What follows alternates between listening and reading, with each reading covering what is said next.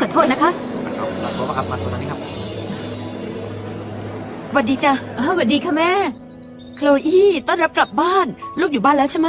ค่ะครบ32เลยน้องชายลูกน่ะเล่นกระโดดทั่วบ้านแล้วเนี่ยอ๋อฉันอยากเจอแล้วสิจ้ะแล้วทุกอย่างสำหรับปาร์ตี้เซอร์ไพรส์พ่อพร้อมหรือยังคะลูกจ๋าแม่ว่าพ่อคงจะไม่อยู่บ้านตอนที่ลูกมาถึงอ่ะว่าไงนะคะทำไมล่ะเกิดอะไรขึ้นคะแม่พ่อถูกเรียกไปทำงานแม่บอกพ่อหรือเปล่าว่าหนูจะมาจ้าลูกแม่บอกแล้วแต่เขาโทรมาเมื่อเช้าแล้วไฟล์อะไรคะไป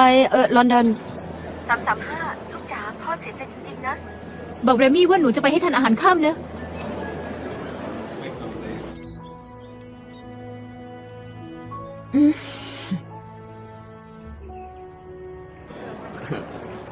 ขอบคุณนะครับขอบคุณขอบคุณนะคะโอ้สวยจังเลยครับ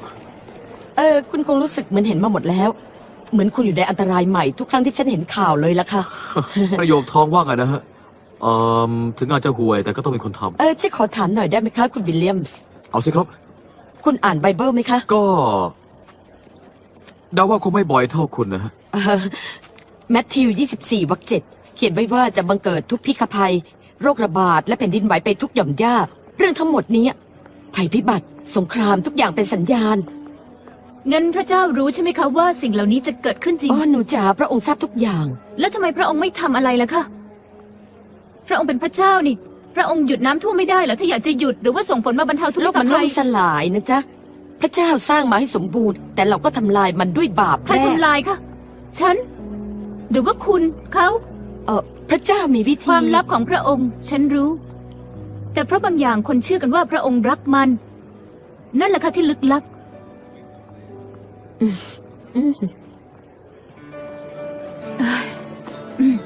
โทษที่ขัดจังหวะค่ะ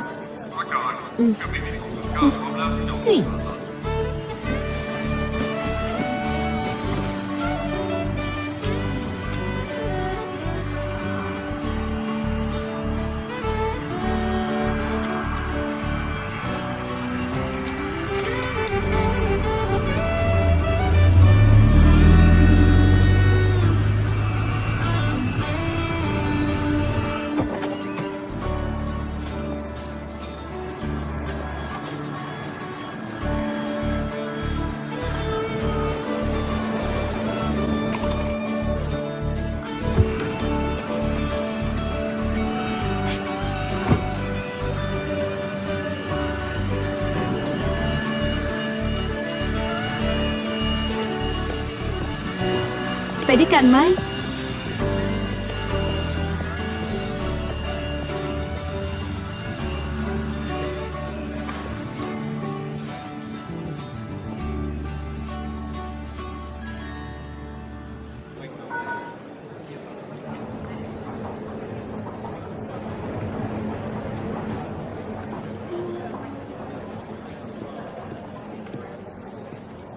ผมชอบที่คุณพูดนะค่ะโทษทีนะคะไม่เป็นไรมันดีมากเลยครับแล้วว่าคงไม่ได้ทำแบบนั้นครั้งแรกสินะก็ครั้งแรกที่เสียงดังนะคะคาเมรอนวิลเลียมส์เพื่อนๆเรียกบักฮะโอ้ฉันโคลอีสตีลเพื่อนๆเรียกโคลอีค่ะคุณยังเรียนอยู่เหรอว้าววิชาผู้สื่อข่าวเชิงสืบสวนได้ผลจริงๆนะผมแค่อยากจะขอบคุณที่ช่วยชีวิตผมจากมนุษย์ป้าบ้านนั่นนะโอเคนะต้องขอบคุณแม่ฉันค่ะฉันซ้อมพูดเอาไว้ใช้กับแม่เลยท่านออกจะแบบว่าบ้าไหมจริงๆแล้วเมื่อเช้าฉันเพิ่งเปิดพจนานุกรมคำพ้องในมือถือพอดีและฉันว่าคำว่าจิตหลุดเหมาะกว่าค่ะจิตหลุดเหรอผมชอบคำนี้ จิตหลุดให้ผมเลี้ยงกาแฟไหม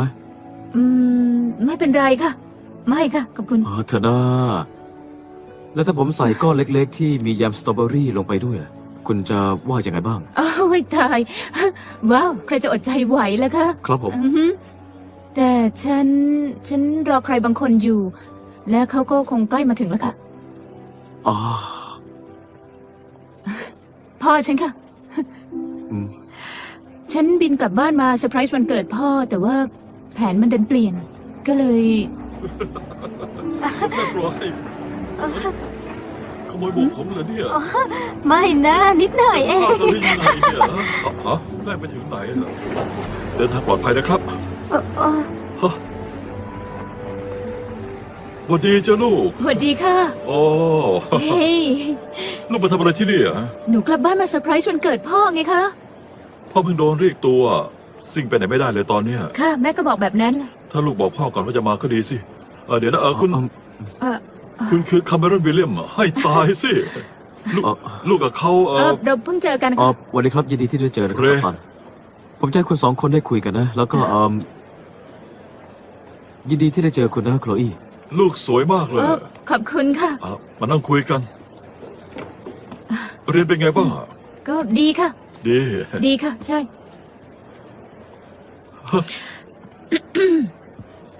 อะไร รู้ไหมว่าหนูคิดอะไรอย่างแรกตอนแม่บอกว่าพ่อจะไม่อยู่บ้าน พ่อไปแล้ว ไม่ แบบไปแล้วจริงๆอะค่ะ เก็บกระเป๋าพร้อม ปิดประตูปั้งบดล้อรถแล้วก็ขับออกไป พ่อกับแม่ไม่มีปัญหาหรอกโคลอี ไม่เป็นไรค่ะ หนูไม่โทษพ่อหรอก หนูไม่โทษพ่อเรื่องอะไร ที่พ่อหนีไปไงคะ แต่พ่อไม่ได้หนีหนูบอกว่าหนูคิดว่าพ่อหนี อืม สาวคนนั้นใครคะ สาวไหน ก็แอร์โฮสเตสคนนั้นไง คนที่สวยๆผมสีบลอนด์ แอร์โฮสเตสเหรอนี่พ่อทำงานกับแอร์โฮสเตสเป็นร้อยๆไม่รู้จักชื่อด้วยซ้ำไป ถ้าเป็นเมื่อปีก่อน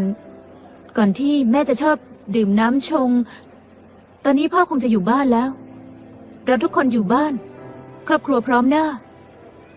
โคลอีพ่อคิดว่าลูกรู้ว่าแม่กับพ่อแต่งงานกันตอนที่ยังเด็กมาก และการเปลี่ยนแปลงที่เราเจอระหว่างช่วง 20 ถึง 50 เนี่ยมันใหญ่มากเลย ค่ะ แม่แค่ทำในสิ่งที่เชื่อว่าถูก และบางทีลูกก็ควรจะยอมเธอซะบ้าง หนูเหรอคะ แล้วพ่อล่ะคะ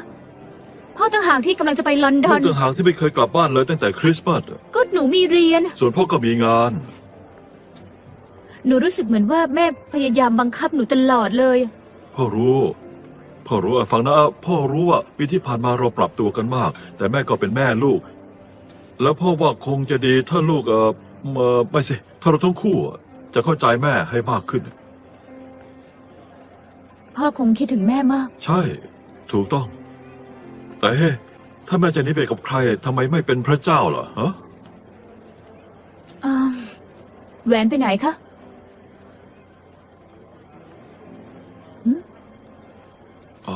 มันอยู่ในรถ พ่อไม่เคยใส่เวลาบินเนอะโคลอีแม่ลูกมีความหมายกับพ่อมากนะพ่อไม่ทำอะไรให้มันพังลงหน้าโอเคแล้วพ่อต้องไปแล้วพ่อกลับมาแล้วค่อยคุยกัน หนูคงจะไม่อยู่แล้วตอนพ่อกลับ แต่เดี๋ยวลูกก็กลับไปอีกใช่ไหมล่ะนี่เอาล่ะรถจอดอยู่ที่เดิมแล้วอย่าดุกับแม่นักเดี๋ยวเธอก็ดีเองรักลูกนะ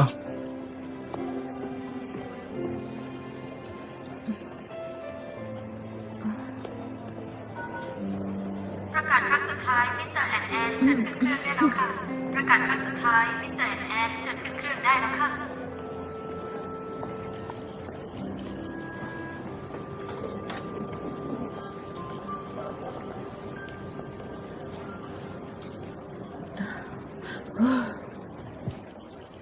โอเคไหมครับ ค่ะ ค่ะ ฉันสบายดี ขอโทษนะครับ คือ เฮ้ย นี่หยุดนะ อะไรลูกเล่นกัน อ๋อเดี๋ยวขอ ผู้ โทษ สื่อข่าวเชิงสืบสวนจำได้ไหม ค่ะ ครับ เขาเรียกคุณแอนแอน ขอบคุณค่ะ ชื่ออลันมาจากเมืองไทย ว่าไง แค่ผิดหวังนิดหน่อยค่ะ ไม่มีอะไรหรอก นี่เป็นเรื่องใหญ่สำหรับฉัน เราทุกคนอยู่พร้อมหน้ามีความสุขกัน ผมว่าถ้าอยู่ได้เขาคงอยู่แล้ว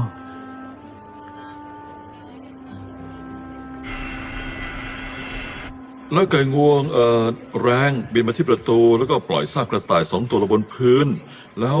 แอร์โฮสเตสก็พูดว่า โทษนะคะ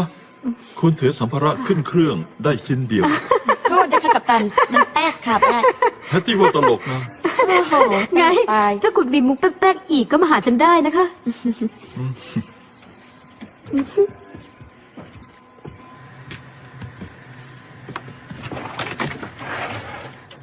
เฮ้ยมาคัสพวกเขาแก้ปัญหาคอมนั่นเสร็จหรือยัง ในกระถิ่แพนคอนบังเอิญว่าอุปกรณ์บางชิ้นในห้องนักบินมันเสื่อมสภาพแล้ว งั้นเหรอ แล้วนายให้ฉันบินไปตะวันออกอีก6 ชั่วโมงฉันจะแก่ขึ้นอีก9 ชั่วโมง ถ้าแบบนั้นสักประมาณ6 ปีนะ เดี๋ยวนายก็ตามฉันทันเอง สุขสันต์วันเกิดนะเพื่อน เดินทางปลอดภัย ขอบใจ ขอต้อนรับสู่ท่าอากาศยานนานาชาติ JFK ฟังดูเหมือนแม่คุณพูดแต่เรื่องนั้น บางครั้งก็เป็นแบบนั้นค่ะ อืม ใครที่เห็นแผ่นดินไหวในข่าว แล้วพูดเปลี่ยนใจคนอื่น ว่าเป็นเรื่องดีได้ยังไง คุณพอจะเข้าใจไหมคะ หลังวันที่เกิดสึนามิ มีผู้หญิงคนหนึ่งชื่อเมดิน่า เธอสูญเสียลูกไป3 คนจาก4ในคลื่นนั้น ถูกคลื่นลากไปต่อหน้าต่อตา ทำได้แค่นั้นขณะตัวเองเกาะต้นไม้ มีลูกวัย6 อาทิตย์อยู่ในอก แต่เธอแน่ใจมาก ว่าพระเจ้าช่วยเธอกับลูกเอาไว้ จนเธอคุกเข่าลง แล้วขอบคุณพระองค์ เธอขอบคุณพระองค์ที่ฆ่าคนอื่นๆไหม เธอไม่มีโอกาส คืนนั้นเธอปฏิเสธที่จะอพยพออกไป คือว่าสรุปแล้วพระเจ้าคุ้มครองเธออยู่ แล้ว โคลนถล่มฝังทั้งหมู่บ้านลึก10 ฟุต คนเราเห็นอะไรแบบนั้นแล้วไม่ถ้าคุณเพ่งนานพอ คุณจะเห็นในสิ่งที่คุณกำลังมองหา คุณอาจต้องมองข้ามสิ่งอื่นหลายๆอย่าง และหนึ่งในนั้น อาจเป็นความจริง แล้วคุณล่ะ คุณเห็นอะไรในหมู่บ้านนั่น ผมเห็นคนต่อหลายคนที่สูญเสียทุกอย่างที่สำคัญมากๆไป ได้ถามไหมว่าทำไม ผมรู้ว่าทำไมสึนามิไง คุณรู้ฉันหมายถึงอะไร เปล่า ผมไม่ได้ถาม ถ้าคุณต้องหาเหตุผลให้เรื่องแบบนั้นเกิดขึ้นแล้วก็ คุณ หืม คุณอาจจะลงด้วยการแวะใส่คนแปลกหน้าที่สนามบิน เออ เออ ชอบเสียงหัวเราะนั่นจัง เออไม่ค่ะ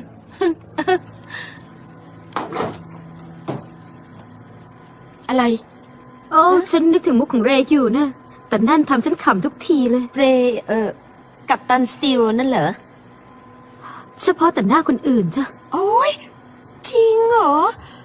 งั้นเธอ2 คน ก็เปล่ายัง แต่เราวางแผนว่าจะใช้เวลาด้วยกัน2 คนที่ลอนดอน จริงดิ ไม่เห็นบอกฉันเลยอะเฮ้ยเดี๋ยวจะไปไหนอะขอเผือกหน่อยสิ ฉันต้องการเพื่อนคุยพอดีเลยวันเนี้ยขอบคุณนะคะ ผมจะโทรหาคุณจากลอนดอนนะ อ๋อเหรอคะ คุณวิลเลียม อ่าฮะ กรุณาขึ้นเครื่องด่วนค่ะ ครับผมต้องเช็คว่าคุณจะไม่ลืมผมไง ค่ะค่ะ ฉันว่าคุณคงได้สาวทุกสนามบินแน่เลยคุณโทรหาทุกคนหรือเปล่า จริง ๆ แล้วก็ไม่เลยนะ โอ้ย อ้าวสวัสดีจิม ผมฝากตัวนี้ให้พ่อคุณด้วยนะสำหรับคืนพรุ่งนี้เนี่ย U2 เหรอ ฮะ ว้าว คงหายากน่าดูเลยใช่ไหม แน่นอนครับ กว่าจะหาได้ตั้ง2 อาทิตย์เลย 2 อาทิตย์เหรอ ไปละ โคลอี้ผมเสียใจด้วย คุณวิลเลียมเชิญค่ะ ครับเดี๋ยวผมจะไปแล้วฮะ โทษทีนะครับโคลอี้ผม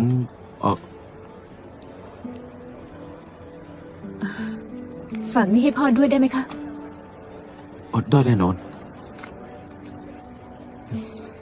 คุณคือผมขอโทษนะครับ ขอบคุณค่ะ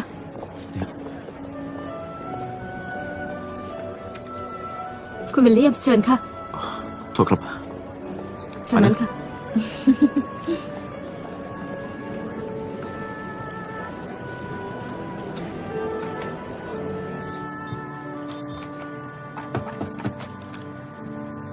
โทษครับกัปตัน โคลอี้ฝากนี่มาให้คุณ เฮ้ย หนุ่มช่อง GWN ใช่ปะ หนุ่มช่อง GWN ครับผมเองฮะ คาร์รอนวิลเลียมส์คริสบิท เฮ้ย ยินดีที่ได้พบนะครับ นะ ขอบคุณมาก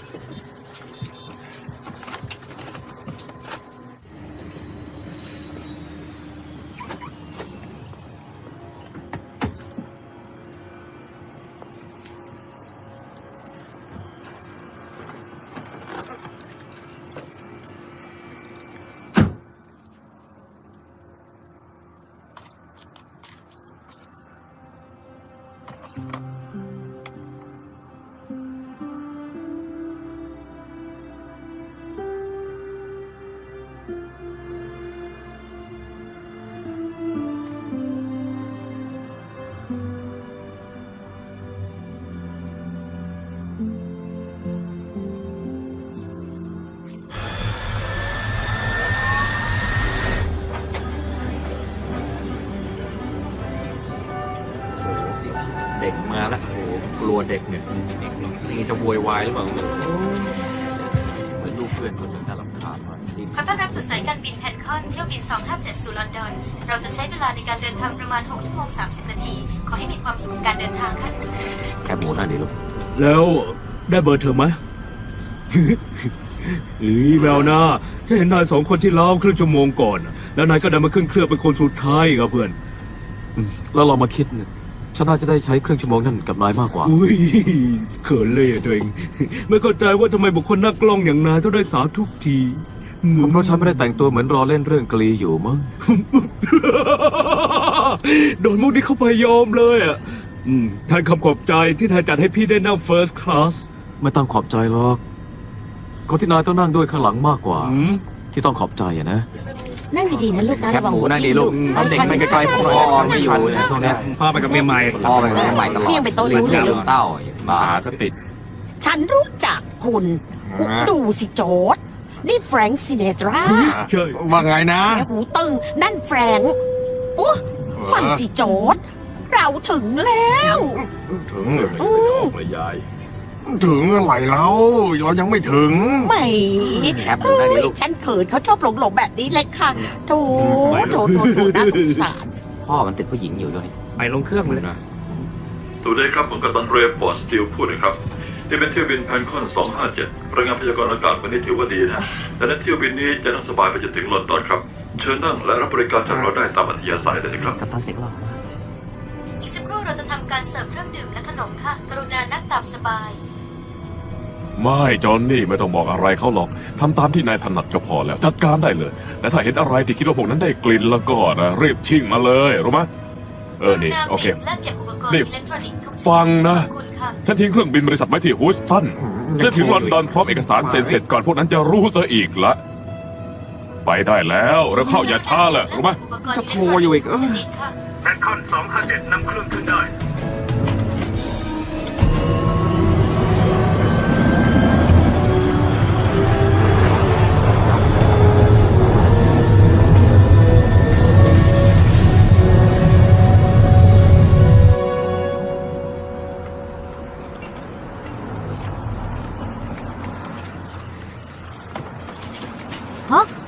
โคลอี้โคลอี้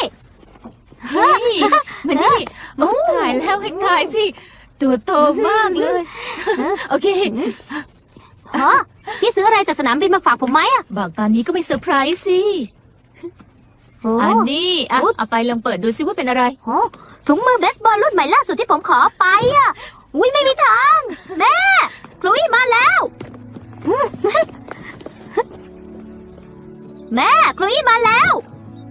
อ๋อ แม่พี่ถึงแล้วครับ อ๋อสวัสดีจ้ะลูก สวัสดีค่ะ โอ้ให้ตายสิ โอ้ลูกสวยจังเลย โอ้นี่ดื่มอะไรหน่อยไหมจ๊ะ อ่ะค่ะ แม่ เอาสิ ค คะ ลุยซื้อถุงมือเบสบอลรุ่นใหม่ล่าสุดด้วย ดูดิ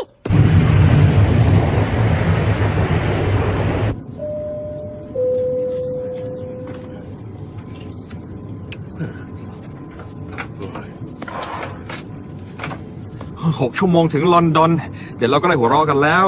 เครื่องไฮเปอร์เจ็ตจะเปลี่ยนทุกอย่างเลย โอ้อย่างนั้นเหรอทำไมเหรอก ระทรวงกลาโหม คุณพูดว่ากระทรวงกลาโหมเหรอ ใช่ เหมือนพวกเขากำลังคิดค้นเครื่องบินใหม่โอเคบรรทุกผู้โดยสารได้300 คนด้วยความเร็วมัก40นิวยอร์กถึงลอนดอนได้ใน6 นาที 6 นาที 6 นาที โอ้มันเร็วนะนั่นน่ะ ใช่ผมว่าพวกเขาโกหกอ่ะ ใช่ผมว่าคุณเดาเก่ง ไม่มีทางที่พวกเขาจะคิดค้นขึ้นเอง ผมเดาว่าพวกเขาต้องพัฒนาย้อนสอนจากอะไรอย่างอื่นเนี่ยอาจจะเอามาจากแอเรีย51ก็ได้ ใช่ ขอสกอตครับ แล้วพ่อเซอร์ไพรส์ไหมจ๊ะ ค่ะ ค่ะ หนูว่างั้นนะ พ่อคงจะดีใจมาก พ่อเขาดูเศร้ามากที่เขาต้องไปอ่ะ หนูดูออกค่ะ ลูกเดินทางเป็นยังไงบ้างจ๊ะ ดีค่ะ ก็ดีค่ะ แล้วมหาลัยล่ะ ก็ดีค่ะ เฮ้ยแม่ต้องทายไม่ถูกแน่ว่าหนูเจอใครที่สนามบิน บัควิลเลียมส์ ขอโทษค่ะแคมเมรอนวิลเลียมส์ค่ะ อ๋อ นักข่าวนั่นเหรอ ค่ะ จริงเหรอ หนูได้คุยกับเขาไหมล่ะ ค่ะได้คุยค่ะ แล้วเขาก็เขานิสัยดีแล้วก็หน้าตาดีด้วย หนูบอกเขาว่าแม่ชอบ อ๋อเหรอ อีกอย่างหนึ่งนะคะ แม่ไม่ใช่คนเดียวที่คิดว่า แผ่นดินไหวทุกครั้งจะทำให้โลกแตกได้ ผู้หญิงบ้าคนหนึ่งต้อนเขาที่สนามบินคือ หนูเปล่าหมายความแบบนั้นค่ะนั่นแหละค่ะเขาเป็นคนดีค่ะ ครูอี้ลูกจ๋าแม่ไม่ได้จะกดดันนะหนูคงรู้สึกแบบนั้น แม่ก็แค่อยากให้หนูเข้าใจ นี่สำคัญสำหรับแม่ และก็ลูกด้วย แม่แค่อยากให้ลูกพร้อม สำหรับอะไรคะไม่เป็นไรค่ะ เราคุยกันโดยที่ลูกไม่หยุดแม่ได้ไหม แม่คะหนูเพิ่งมาถึง หนูไม่พร้อมสำหรับเรื่องหนักๆนะ ก็โอเคจ้ะแต่แค่ฟังแม่ก่อน สักนิดนึงอ่ะแม่เฝ้าสวดมนต์ให้ลูกกลับบ้าน และแม่เชื่อว่านี่เป็นสาเหตุที่พระเจ้าพาลูกกลับมา แม่ว่ายังไงนะพระเจ้าพาหนูมาเหรอพระเจ้าเปล่าพาหนูมาค่ะ หนูกลับมาเอง หนูซื้อตั๋วเองหนูขึ้นเครื่องเอง พระเจ้าไม่เกี่ยวอะไรด้วยเลย และหนูขอถามหน่อย ถ้าพระเจ้าพาหนูกลับบ้านในวันเกิดพ่อ แล้วทำไมพระองค์ถึงปล่อยพ่อบินไปลอนดอนล่ะคะ อาจจะเพราะเราจะได้คุยกันไง หนูว่าไม่ค่ะ อย่างหนึ่งที่หนูแน่ใจ คือพระเจ้าเป็นเหตุผลที่พ่อไม่อยู่ที่นี่ตอนนี้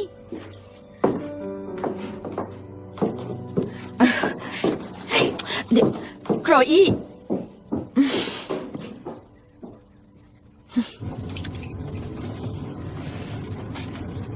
เดี๋ยวแม่มานะลูกค่ะ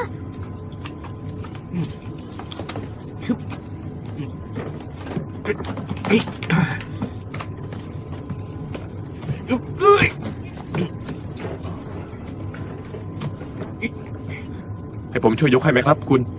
ฉันขอให้ช่วยไง ผมช่วยยกวางข้างบนให้คุณได้นะครับ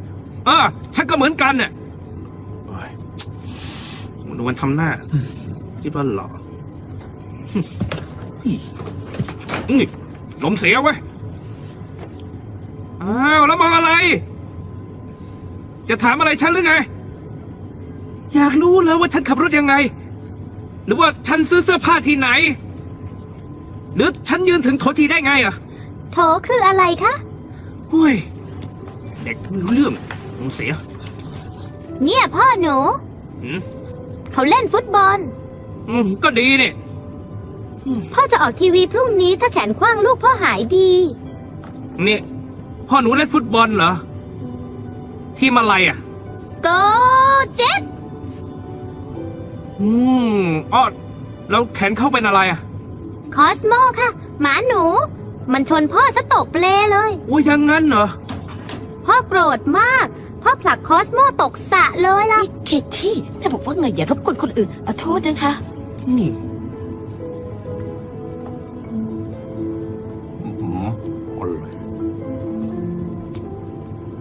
คุณเป็นนักพนันสินะ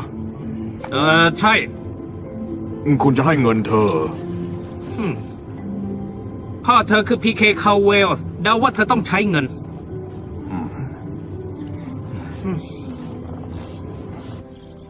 พี่จะไปไหนอะ ข้างนอก ไปด้วยนะ เรมี่ไว้ก่อนนะ นะครับ ก็ได้ไปเอาของมาสิ ฮ่าเจ๋ง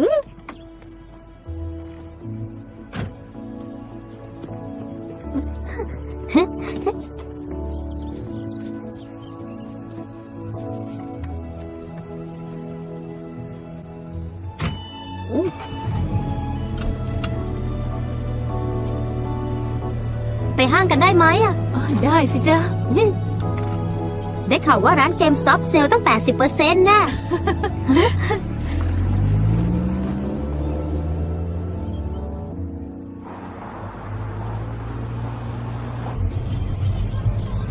พี่ว่าแม่บ้าหรือเปล่า ว่าไงนะอ๋อเปล่า เปล่าพี่แค่โกรธนะ พ่อว่าหลวงพ่อบรูซล้างสมองแม่แล้วอ่ะ โอ้พ่อคงจะพูดเล่นน่ะ เหรอครับผมไม่เข้าใจอ่ะ พี่ก็เหมือนกันจ้ะ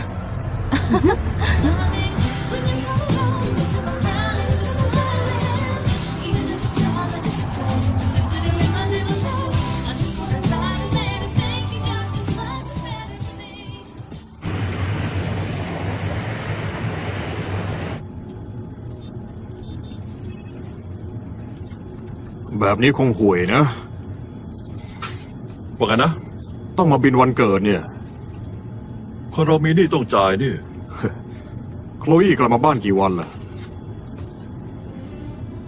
ดูเหมือนการบินราบรื่นดี ฉันคิดว่าจะออกไป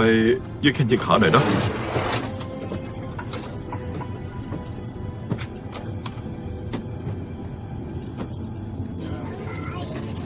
เธอมาหาทันทีโอ้โหหิว ไก่ค่ะ ข้าวกะเพราไหม น้ำส้มเลยค่ะ ถั่วมีมะขัวเนี่ย อ๋อ เจ๋งมาก ผมมีแอนด้วยแอน ยอดมีบอยตอนนั้นกูแอนที ยุ่งอะ โอ้ยเจ๋งอ่ะ ใครปะเนี่ยขอบใจมาก อะไร นึกว่าชม อะไรโว้จับ พ่อไปเรียนแกหัวไถอ่ะ ว่าเลยยอดเลยอ่ะท่าอะไรดู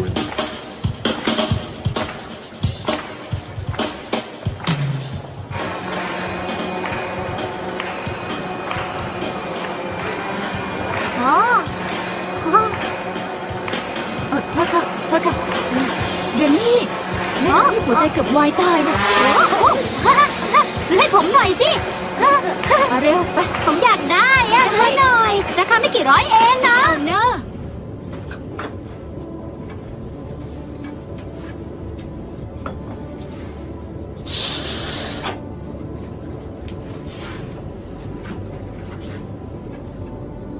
ได้มาแล้ว โอ้อ๋อฉันจะหาวิธีจ่ายคืนให้คุณนะมีอะไรอ่ะ อ๋อเปล่า ผมคิดว่าที่นั่งจะใกล้เวทีมากกว่านี้ โอ้กาแฟไหม อือหือ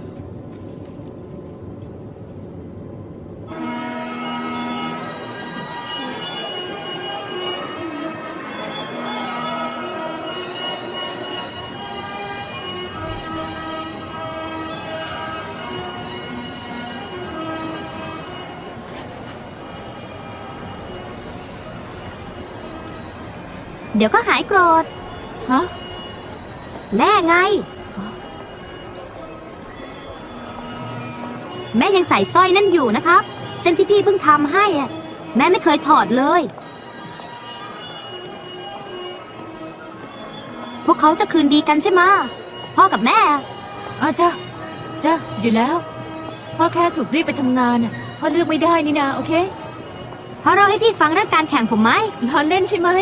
เราคุยเรื่องนายประจำน่ะ พ่อบอกว่านายเป็นนักเบสบอลที่เก่งที่สุดในโลก แล้วรู้อะไรไหม อะไรอ่ะ พ่อพูดถูก ผมรักพี่นะ พี่ก็คิดถึงเรามากเลย อะไรอ่ะ ตกลง โอ้เคที่ เฮ้ยเจ๋งอะไรเนี่ยเฮ้ยอะไรเนี่ยเฮ้ยอะไรเนี่ยอะไรหมดเลยทำไมอ่ะเอาเฮ้ยอะไรขึ้นเนี่ยไปเถอะมันดูหายไปไหนเนี่ยดูชิบหายไปไหน เคที่หายไปไหน เกิดอะไรขึ้นเนี่ยเฮ้ยเอาเฮ้ยอะไรขึ้นเนี่ยเกิดอะไรขึ้นเนี่ยเฮ้ย กรุณานั่งประจำที่ค่ะลูกฉันกรุณานั่งลงก่อนนะคะนั่งลงก่อนค่ะกรุณานั่งลงก่อนนะคะนั่งลงก่อนค่ะ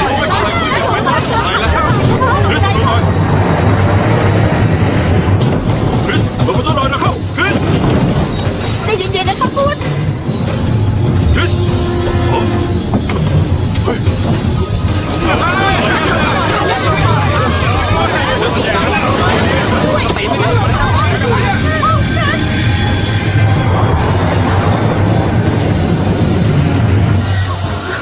ยังไงกันเนี่ย เห็นลูกไหม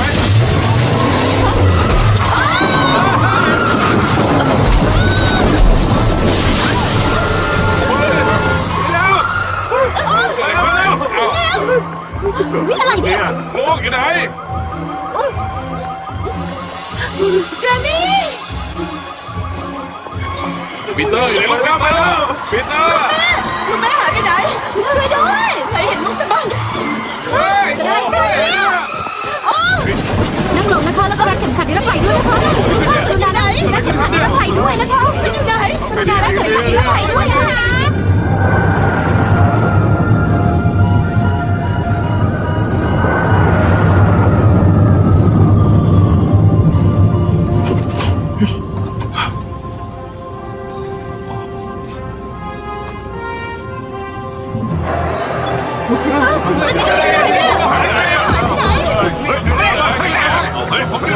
สัญญาณโอ้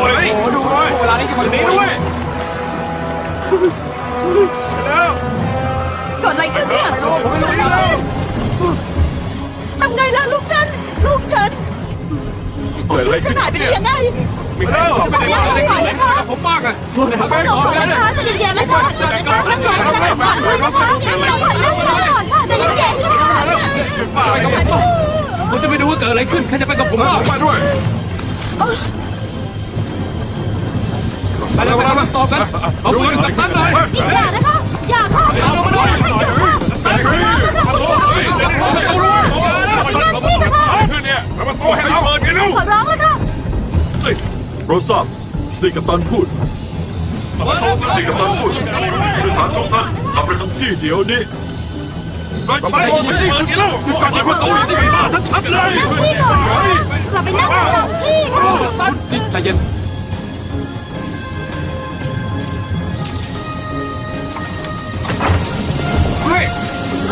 ความเป็นอากาศลดต่ำ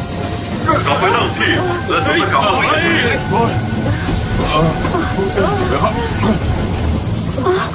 กลับไปประจำที่ค่ะ หลักการทั้งแล้ว นี่มันบ้าชัด แล้วที่แล้ว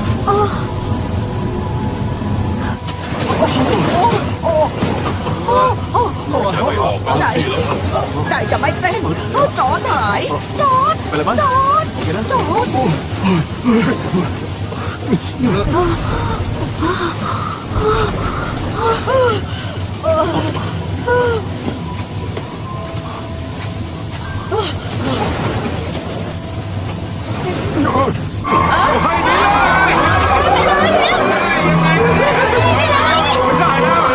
ทีวีไม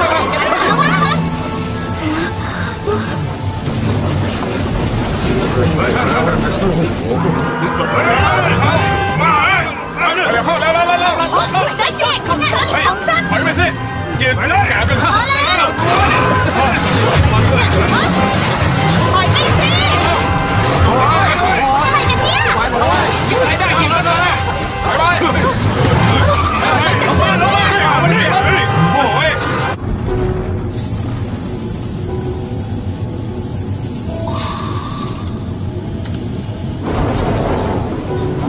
อยู่แล้วอยู่แล้ว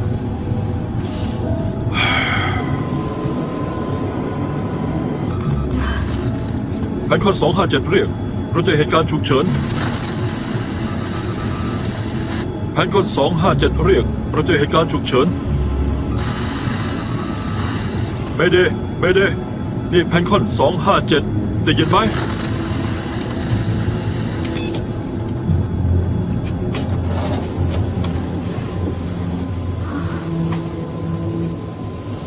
ผมลดความดันอากาศให้ทุกคนกลับไปนั่งที่ไม่เป็นไรแล้วนะผู้โดยสารทุกคนหวาดกลัวมากผมขอให้คุณกล้าหาญหน่อยนะแฮตตี้คุณทำได้ปะ ค่ะ ค่ะ จะไปคุยกับผู้โดยสารหน่อยนะคุณดูห้องนักบินไว้ด้วย โอเค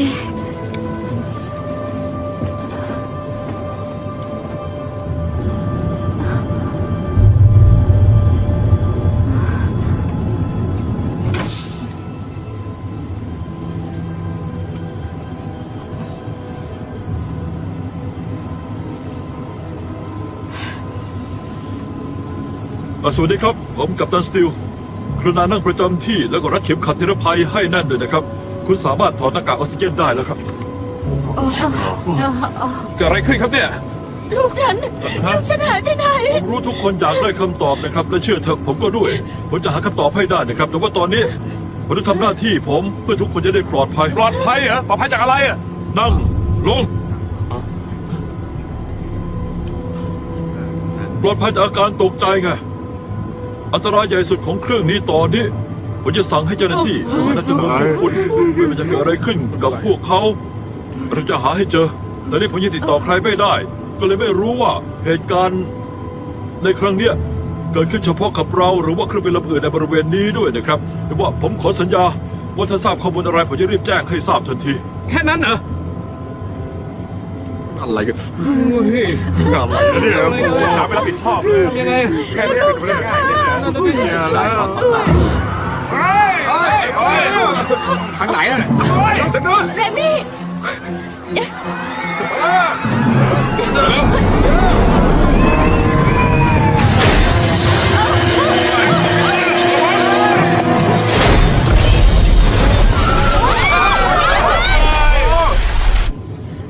คุณคะ เข้าใจค่ะไม่รู้นะคะ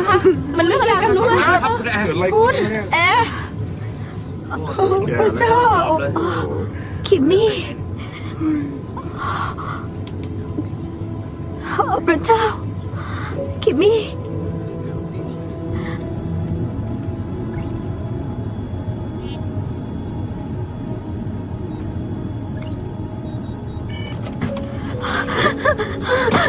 คิมมี่ตายแล้ว เรเกิดอะไรขึ้นคะ อาทิคุณต้องตั้งสติเดี๋ยวนี้เลยนะ กอดฉันหน่อยกอดฉันหน่อยค่ะ อาทินี่มองผมนะมองผมเราฝึกสถานการณ์ฉุกเฉินมาแล้วล่ะเราจะทำให้ดีที่สุดเข้าใจไหมแต่ว่าตอนนี้เหลือผมแค่คนเดียวขอให้คุณตั้งสติหน่อยได้ไหมโอเค โอเค เดี๋ยวก่อนนะผมจะให้คุณกลับไปแล้วก็นับจำนวนผู้โดยสาร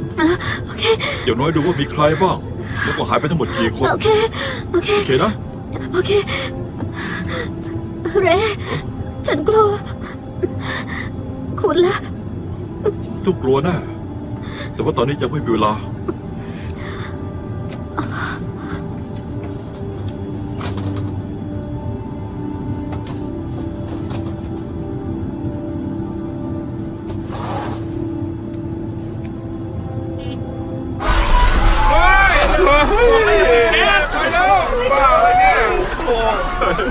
หายไปช่วยฉันด้วย ทีวีมาด้วยเฮ้ย มาหรออันนี้ไม่ดีไม่ได้วะเฮ้ย เครื่องอีกเครื่องมาแล้ว ลูกฉันไปไหนแล้วเนี่ยเกิดอะไรขึ้นอีกเนี่ย ช่วยด้วยค่ะ ไม่มีใครช่วยฉันเลยลูกฉันหายไปอายุ6 เดือนไม่มีใครช่วยฉันเลยช่วยด้วยทำไม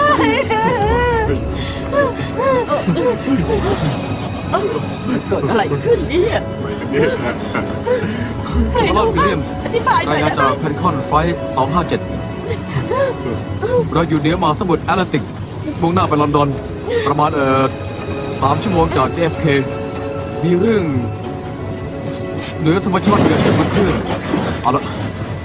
คุณครับ เกิดอะไรขึ้นครับ ไม่ทราบค่ะ ลูกๆฉันหายไปไหนก็ไม่รู้ คุณทำอะไรอยู่ตอนเกิดเรื่องขึ้น เปล่าค่ะ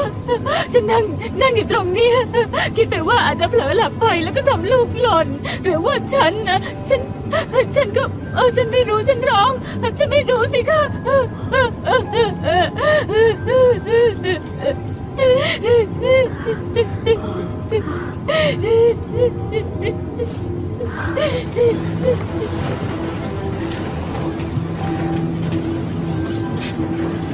อาจจะฟังดูเหลือเชื่อ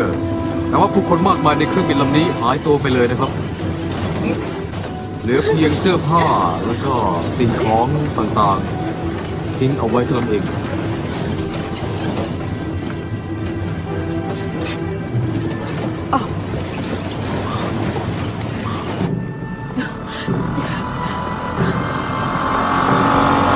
เฮ้ย เฮ้ยนั่นของน้องฉัน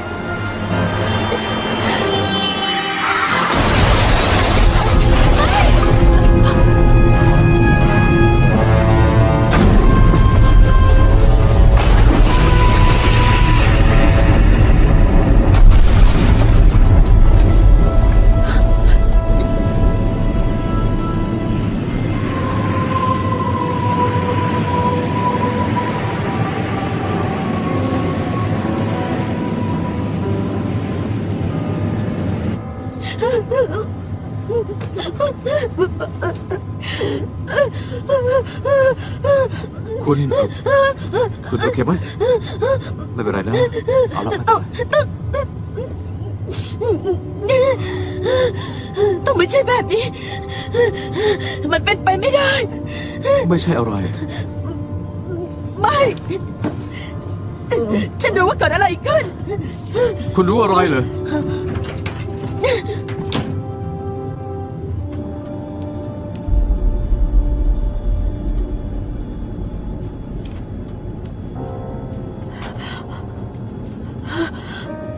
โอเค ทริปนี้มันแย่ เราเคยเจอมาแล้ว มันจะเกิดขึ้นไม่นาน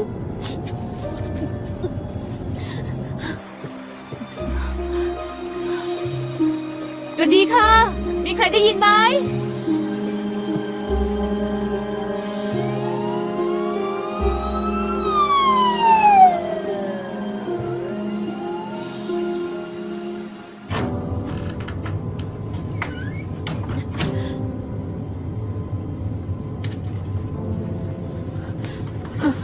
เฮ้ไม่เป็นไรนะ ไม่เป็นไร คุณมานั่งก่อนดีกว่ามา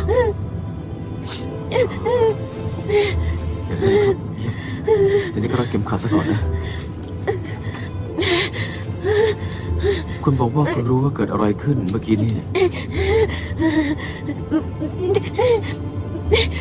เรื่องพวกนี้ไม่ได้เกิดขึ้นจริง มันร้อน ไม่เป็นไรนะ เราจะผ่านมันไปได้ เอาละโอเคนะ คุณพูดถูก มันไม่ได้เกิดขึ้นจริง เปล่า คุณพักผ่อนซะนะ เอนหลังนั่งพัก พยายามงีบสักหน่อยหนึ่ง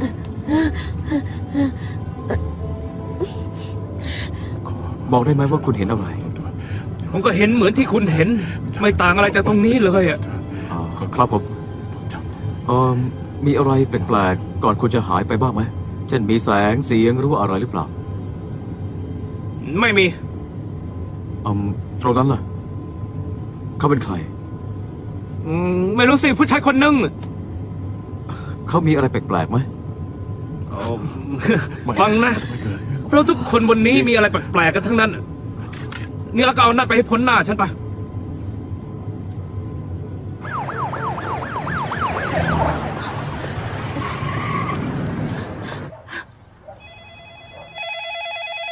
สวัสดีค่ะ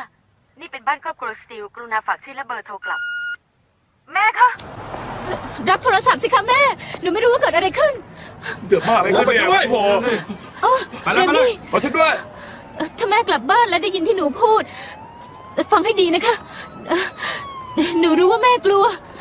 หนูเองก็กลัวเหมือนกัน แต่ว่า หนูอยากให้แม่รับโทรศัพท์หน่อย บอกให้หนูรู้หน่อยว่าแม่ไม่เป็นไร หนูอยากได้ยินเสียงแม่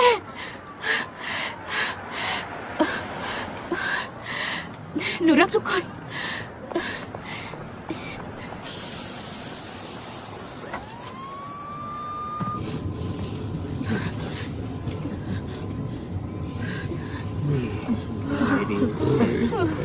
เกิดอะไรขึ้นเลย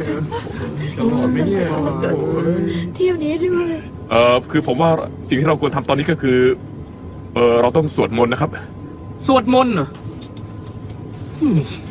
ดูน่าจะชัดสวดให้ใคร พระเจ้า พระเจ้าใครอะของนาย หรือของฉัน องค์ไหนก็ได้อะ อยากรู้ไหมว่าฉันคิดยังไง ไม่ ท่านผู้โดยสารโปรดทราบเนื่องจากเรายังบินไม่ถึงครึ่งทางเราจะเลี้ยวกลับไปนิวยอร์กเราจะใช้เวลาเดินทางถึง JFK ราว3 ชั่วโมง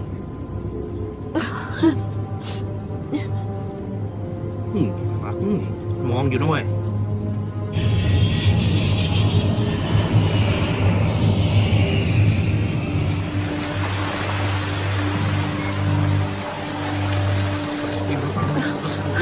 โทษค่ะ โทษค่ะ โทษค่ะ โอ้ถอยไปครับถอยไปครับไม่ใช่ตรงนี้ครับไม่มีใครไปทางนี้ได้นะครับใจเย็นก่อนนะครับถอยไปครับ เขาไปอยู่ใกล้ๆไม่ได้เหรอ เข้ามานะครับเข้ามา สวัสดีค่ะที่ไอรินสตีล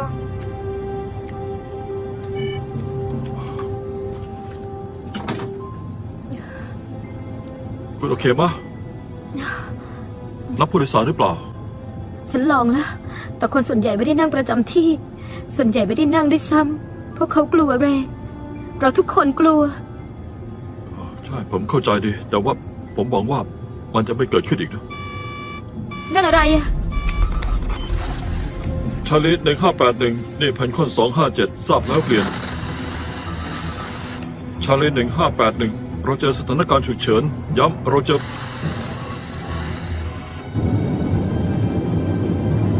ชาลี1581นี่แพนคอน257ทราบแล้วเปลี่ยนชาลี1581คุณกำลังเข้าเส้นทางบินเราเจอสถานการณ์ฉุกเฉิน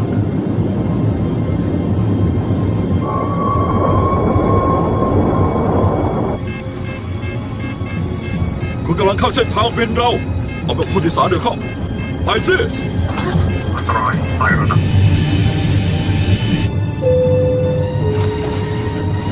ผู้โดยสารทุกท่านนั่งประจำที่และรัดเข็มขัดนิรภัยด้วยค่ะ เร็ว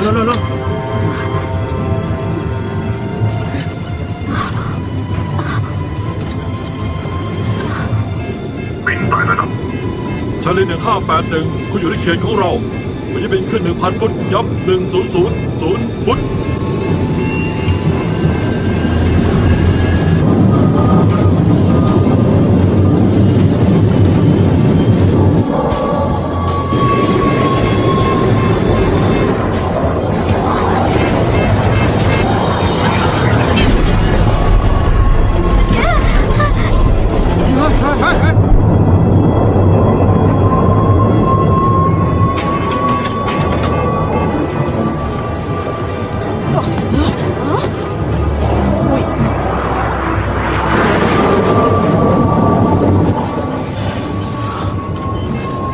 เมเดนี่แพนคอน257เราประสบอุบัติเหตุปะทะชาลี1581ตกแล้วที่การของเราก็คือ47นี่เป็นสถานการณ์ฉุกเฉิน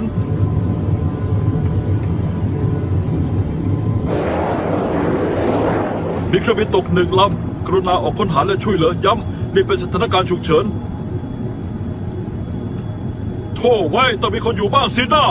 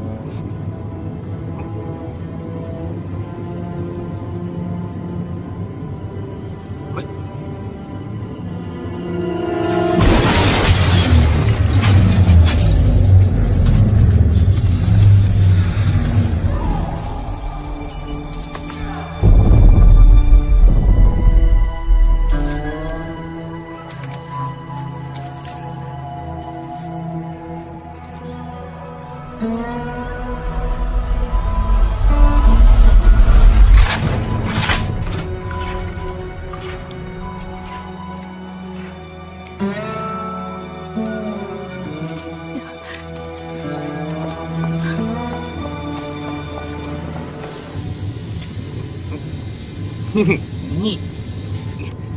ตกใจหมดเลย คุณเป็นบ้าอะไรอะคือจริงๆเหรอว่ากลุ่มผู้ก่อการร้ายจะครอบครองอาวุธแบบนี้ เราไม่ได้พูดถึงคาร์บอมกันอยู่นะ ท่านนี่เป็นอาวุธ มันคงมาจากโลกอื่น คุณหมายความว่ายังไงของคุณ ผมแค่คิดว่าบางทีพวกเขาอาจจะถูกลักพาตัว เอเลี่ยนเหรอเฮ้ยไม่เอาหน้านี่จะเชื่อเขาจริงๆเหรออ้าวไหนวะ เอาละระวังหัวนะระวังหัวเอาขึ้นไปเลยเรียบร้อย ช้าๆนะช้าๆไหนเขา เอาละเรียบร้อยโอเคไปกันเถอะ เฮ้ย โอเคไปได้แล้ว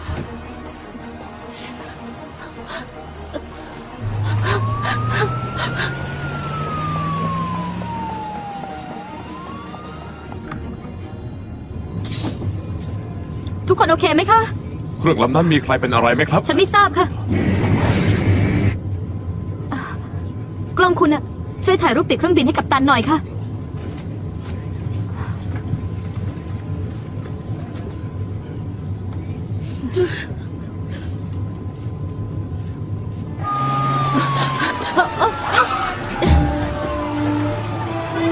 ทางนี้ด้วยเร็ว อยู่สิไปดูสิเร็วใช่ไหมใช่ไหม ลงเลยครับลงเลยครับถอยไปก่อนครับ เอาเลยครับ โทษค่ะโทษค่ะผ่านหน่อยเขาบาดเจ็บ คุณบาดเจ็บครับ อันนี้ครับอันนี้ เขาผ่านหน่อยค่ะคนบาดเจ็บ เพิ่งดันเข้ามานะครับ หนักกว่าครับ นี่สีสดฉันหน่อยสิ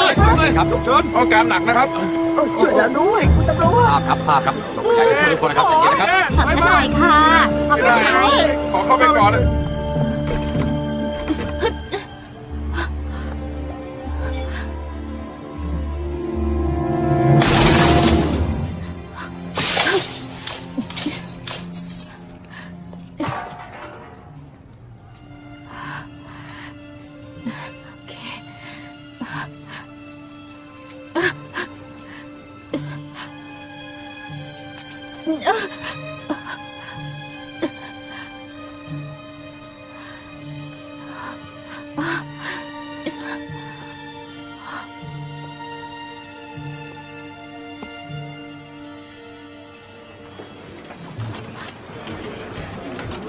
ถอยเลยครับ ช่วยแล้วด้วยถอยหน่อยค่ะถอยหน่อยนะคะ ตรงนี้เอาไป พยายามไปที่นะครับ ถอยนิดค่ะถอยนิด ให้หมอขึ้นมาครับ ให้เขาผ่านก่อนค่ะให้เขาผ่านก่อน ดูการเลยครับ ห้องฉุกเฉินเต็มนะ ถอยไปนิดนะคะถอยไปนิดให้เขาผ่านไปก่อน ห้อ ค่ะ งอะไรครับคนนี้เลย เอาละผมได้มาเท่านี้ หรือมันอีกแค่6 นิ้วปีกก็จะไม่เหลือแล้ว และสปอยเลอร์ก็ไปแล้วด้วย หมายความว่ายังไงครับ มันจะส่งผลให้เราชะลอเครื่องยากตอนลงจอดรันเวลาที่ JFK ยาวพอดีที่เราไม่ชนเข้าหาง วันนี้เราโชคดีนะครับ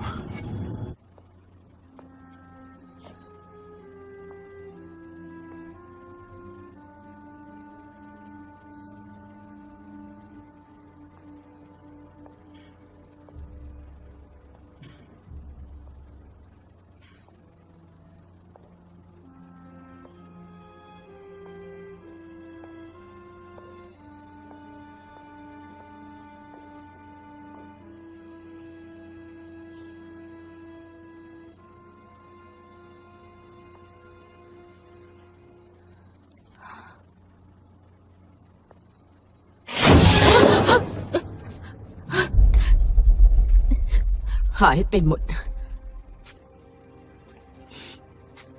ไม่ใช่แค่ทารก เด็กคนอื่นๆด้วย แน่ใจเหรอคะ ฉันตามหาน้องชายอยู่ ฉันได้ยินกลุ่มหมอคุยกันเมื่อสักพัก มันไม่ใช่แค่ที่นี่ ทุกที่เลย ทุกแห่งทั่วโลก ฉันไม่เห็นเด็กสักคนเลย ตั้งแต่เกิดเรื่อง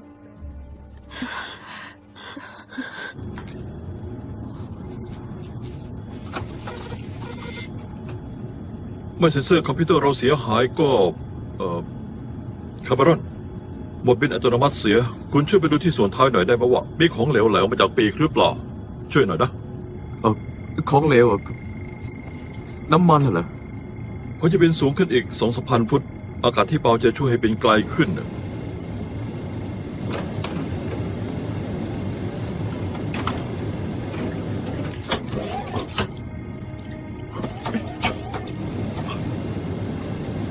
เยี่ยมมาก เราต้องกลับไปนะ เราต้องกลับไป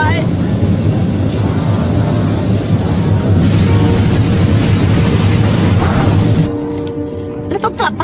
เราต้องกลับไปใช่ไหม เรากำลังกลับนะครับ อีก เป 2-3 ล่า ชั่วโมง ฉันหมายถึ ถึ ง ง กลั แล้ บ ว ไปตอนที่พวกเขาหายไป ฉันอยากหาตัวลูก น้ำมันกำลังจะหมดโอเค เรามาลอนดอนได้ครึ่งทางแล้วเหลือไม่พอบินกลับถึงบ้าน จะ แน่ กลับไม่ได้นะ เรามีน้ำมันสำรองนะครับ ไม่มีปัญหา เฮ้ย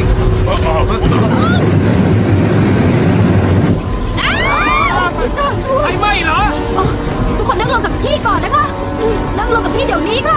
ดูสิ เราไม่เสียรู้เราจะตายโอเค ไม่มีใครตายหรอก ด้วยนะคะ เฮ้ย ทุกคนฟัง ไปไปไปไปไป ไม่ ก่อน มี ค่ะ ใครตายแน่ ได้ยินไหม นั่งลงค่ะใจเย็นๆด้วยเข็มขัดด้วยนะคะ กัปตันพูดถูก ว่ามันอาจจะยาก แต่เราต้องมีสติเอาไว้ รัดเข็มขัดด้วยนะคะ อย่าลุกขึ้นมานะคะ นั่งที่ก่อนค่ะ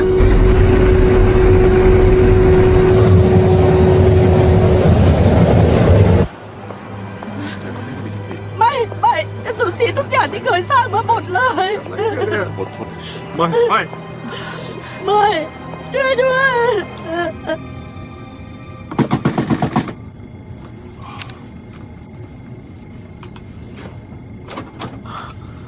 ไฟไหม้ ที่ไหน ปีกครับฝั่งนี้ ปีกไฟไหม้หรือว่าละอองติดไฟกันแน่ ละอองแต่ใหญ่มาก เราบินนำหน้ามัน เดี๋ยวมันก็หายไป แต่ น้ำมันที่ต้องใช้บินกลับบ้าน คุณยังพาเรากลับได้ไหม มันก็แล้วแต่ว่ามันรั่วตรงนี้ หรือว่าตรงนี้ แล้วเราจะทำยังไง พอให้มันไหม้แล้วดูว่าจะเป็นยังไง โอเค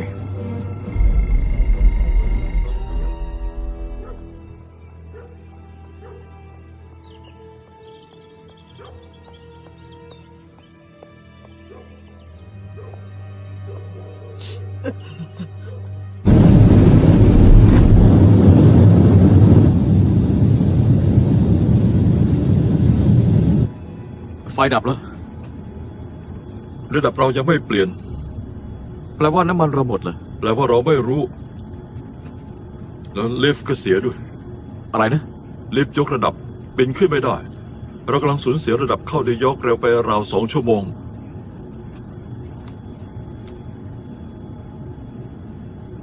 ไม่อยากเชื่อว่าติดต่อใครไม่ได้เลย คุณเป็นโทรศัพท์ดาวเทียมเหรอ นักข่าวฝ่ายสืบสวนนะครับ นักบินดูเหมือนเครื่องบินลำเดียวแถวนี้ก็คือลำที่เราชน คุณได้คุยกับเขาไหม มีผู้โดยสารหายไปไหม ผมไม่รู้เรื่องผู้โดยสาร แต่ผมรู้เรื่องนี้ เครื่องบินลำนั้นไม่มีนักบิน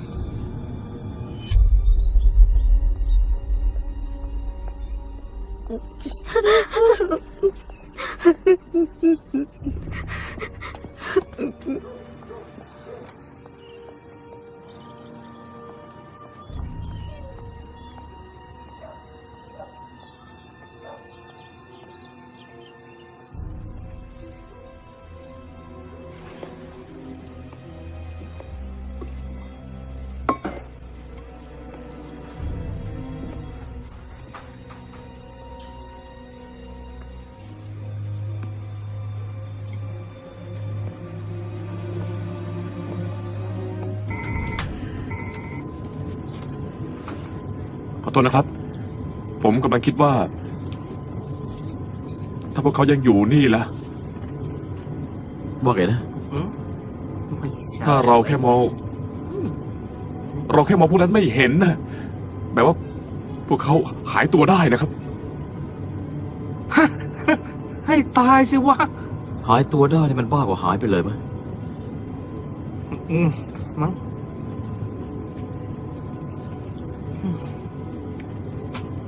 อยู่เปล่าวะลองดูชิบ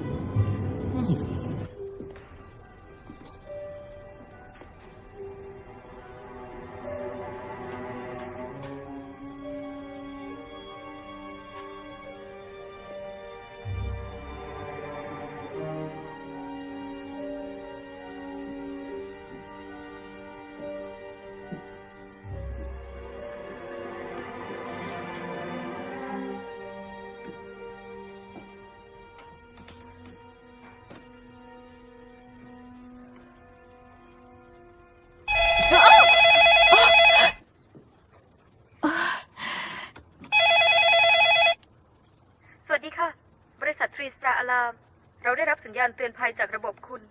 ด้วยปริมาณการโทรจำนวนมาก เราจึงไม่สามารถ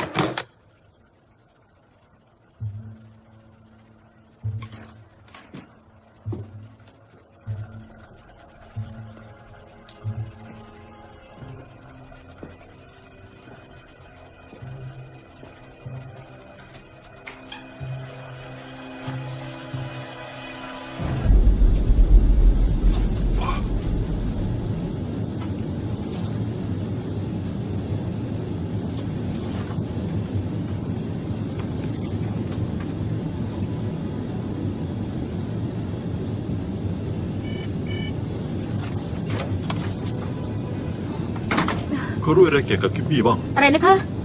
รู้จักเธอดีแค่ไหน ก็ไม่มากอะน่าจะบินด้วยกันครั้งที่ ไปเอาของเธอมา ของอะไรอะ อะไรก็ได้ กระเป๋าแจ็คเก็ตกระเป๋าเดินทางไปเอาของเธอมาที่นี่ช่วยหน่อยเถอะ อ๋อโอเค เร็วเข้า โอเค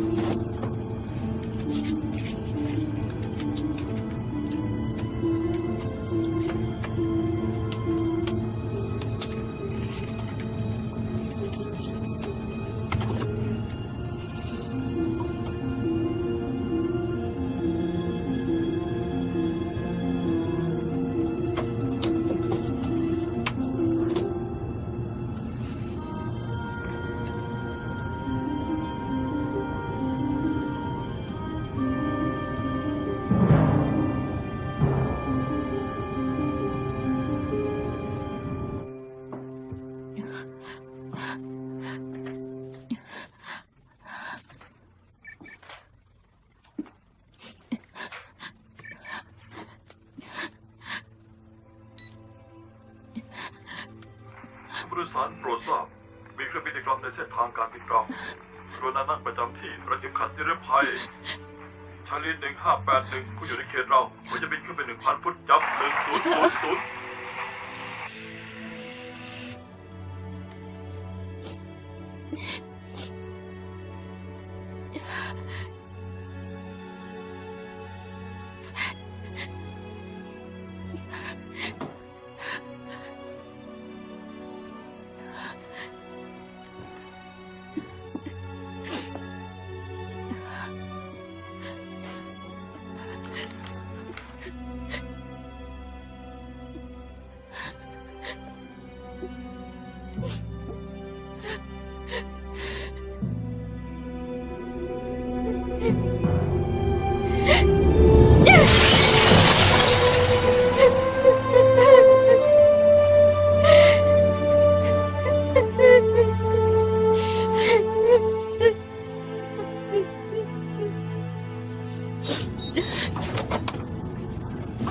เทกระเป๋ามาเทกระเป๋าเร็วสิช่วยหน่อย คุณหาอะไรเนี่ย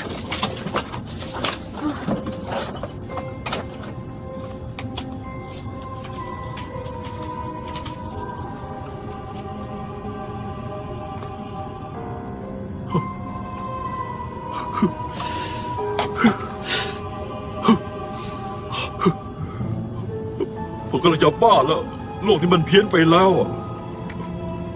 คุณพูดอะไรของคุณเนี่ย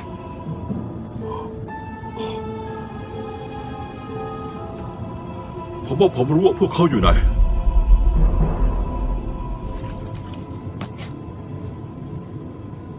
ถ้าเราไม่ได้อยู่ในที่หรือว่าจุดเวลาที่เราคิดล่ะ หมายความว่าไง ก็ถ้าเราบินผ่านรูหนอนน่ะ รอยย่นในแผนอวกาศเวลา ในทางทฤษฎีแล้ว เราอยู่ในมิติอื่นที่คนเหล่านี้ไม่มีตัวตน ไม่เคยมี บ้าชัดๆเลย หยุดนะ เฮ้ย ทุกคนพอกันได้แล้ว ฉันรู้ว่ามันเกิดอะไรขึ้น คุณรู้เหรอ เขาจ่ายให้คุณเท่าไหร่ คุณพูดเรื่องอะไร ไม่อยากเชื่อว่าเขาจะทำแบบนี้แต่เป็นลูกฉันนะ ผมไม่รู้ว่าคุณคิดว่าเกิดอะไรขึ้นที่นี่ ลูก คุณเอามาจากไหนเนี่ย อย่า เฮ้ยเราจะหันไปทางโน้น แก คุณเอามาจากไหน แก ครับ เขาจ่ายแกเท่าไหร่ อะไรนะ เขาพาเธอไปไหน ใครครับ คุณกำลังพูดถึงใครอยู่เนี่ย สามีฉันไง คุณอย่านะครับ เงียบเลยเงียบเลยเงียบไปเลย ใครเป็นสามีของคุณครับ บอกเราหน่อยเถอะ คุณทำแบบนี้ทำไม นี่ฟังนะครับ ผมสัญญา ผมไม่เคยเจอสามีคุณมาก่อน ทำไมแกต้องเล่นตามน้ำด้วย เนี่ยฟังนะผมไม่รู้ว่าเรื่องอะไรนะ แต่ทำไมคุณไม่ จะหนีไง อย่าไอ้แว่น สวรรค์เกิดอะไรขึ้นกับคุณเนี่ยทำไมคุณพูดแบบนี้ คุณไม่เคยพูดถึงพระเจ้ามาก่อน เรื่องนี้มาจากไหนคะ จากภรรยาผม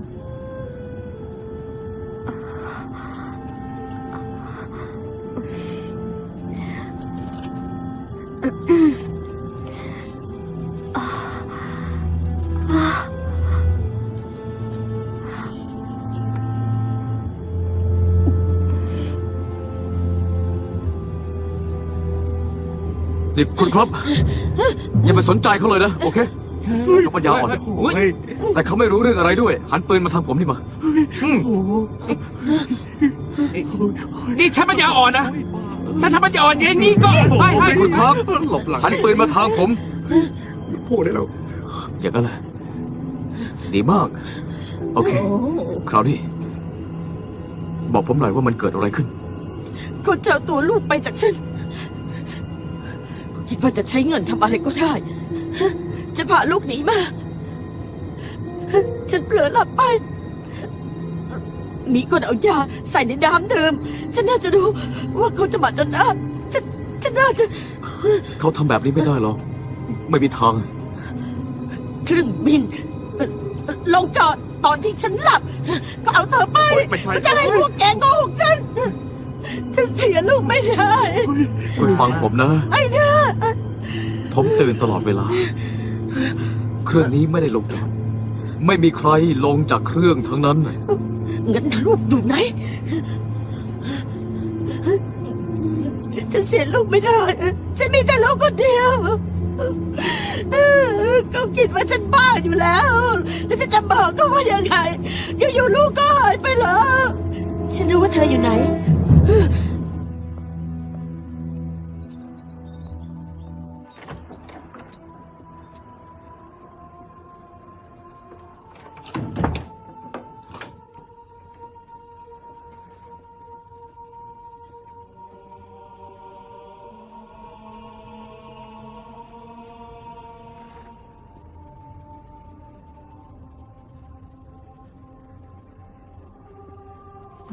คุณพ่อบาร์นส์ โคอี้โอ้ไม่นะ ขอบคุณพระเจ้าที่คุณยังอยู่ แม่หนูกับเรมี่ ตอนที่เห็นว่าพวกเขาหายไป หนูกลัวว่าพระเจ้าจะ ใช่แล้วโคอี้อย่างที่พระองค์สัญญาในชั่วพริบตาเดียว ว่าไงนะคะ เรื่องจริง แล้วทำไมคุณยังอยู่ล่ะ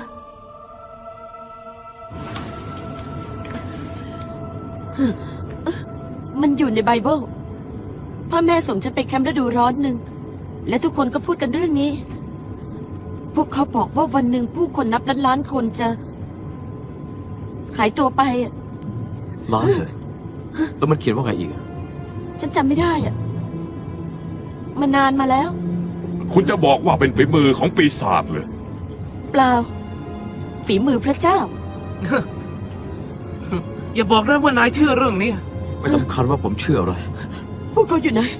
พวกเขาไปไหน สวรรค์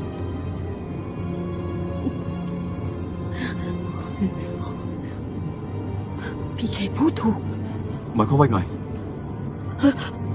ฉันคงบ้าไปแล้วจริง ไม่ใช่ ๆ อาจจะดีกว่าที่ลูกไม่มีฉัน อย่าพูดแบบนั้น อย่านะครับอย่าขอ ลูกนี่อาจจะดีกว่าถ้าไม่มีฉัน นี่คุณฟังผมนะครับคืออย่าทำแบบนี้ คุณอย่าเพิ่งยอมแพ้สิ คุณมีลูกไหมคุณวิลเลียมส์ ไม่มีแต่ว่า ผมเคยมีแม่ที่ป่วยหนักพ่อผมทำทุกอย่างทั้งหมอทั้งยา แต่สุดท้ายมันก็ไม่ได้ผล วันหนึ่งผมกลับมาจากโรงเรียน และเห็นแม่นอนอยู่ตรงนั้น แน่นิ่ง คุณจะทำแบบนั้นกับเคที่ เราอาจจะไม่รู้ว่าวันนี้เกิดอะไรขึ้น แต่มันไม่ใช่ความผิดของเคที่ คุณเข้าใจหรือเปล่าล่ะฮะ ถ้าตอนนี้เธออยู่ที่ไหนสักแห่ง แล้วดูเราอยู่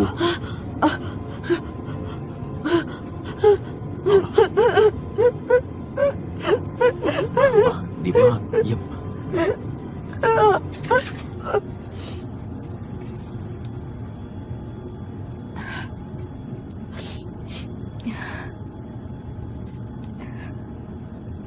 แฮตตี้นี่ไม่ใช่เรื่องของเรา เป็นเรื่องของความจริงเขาต้องยึดมั่นอยู่กับความจริง ความจริงเหรอเล่ล้อเล่นหรือเปล่า ไม่นี่ไม่ใช่เรื่องอดีตเรา แต่ว่าเป็นตอนนี้ สิ่งที่เกิดขึ้นบนเครื่องนี้ตอนนี้ สิ่งที่อาจกำลังเกิดขึ้นทุกแห่งทั่วโลกเลย แล้วทุกคนอยู่บนสวรรค์สินะ คุณสรุปแบบนั้น โดยที่ไม่คุยกับใครนอกเครื่องลำนี้ คุณจะด่วนสรุปตามสิ่งแรกที่โผล่ขึ้นมาในหัวเลย ไอรินรู้ว่าเรื่องนี้จะเกิดขึ้น ทุกรายละเอียดเลยมันจะมาเป็นได้ยังไงวิธีที่มันเกิดขึ้น วิธีที่ทุกคนหายไปแม้แต่วิธีที่เสื้อผ้ายังอยู่ตรงนั้นน่ะข้อมูลตรงกัน เธอรู้แน่นอนน่ะเธอรู้ได้ไงเราคิดดูสิ ทำไมไม่ลองคิดเรื่องนี้ดูล่ะคะ คุณโกหกฉันเรื่องภรรยา คุณโกหกภรรยาเรื่องทริปนี้ คุณโกหกแม้แต่ลูกสาวของคุณ ผมรู้ ดูเหมือนว่าคุณโกหกแทบจะทุกคนในชีวิตคุณได้ และตอนนี้คุณจะบอกให้ฉันมองหาพระเจ้า แฮตตี้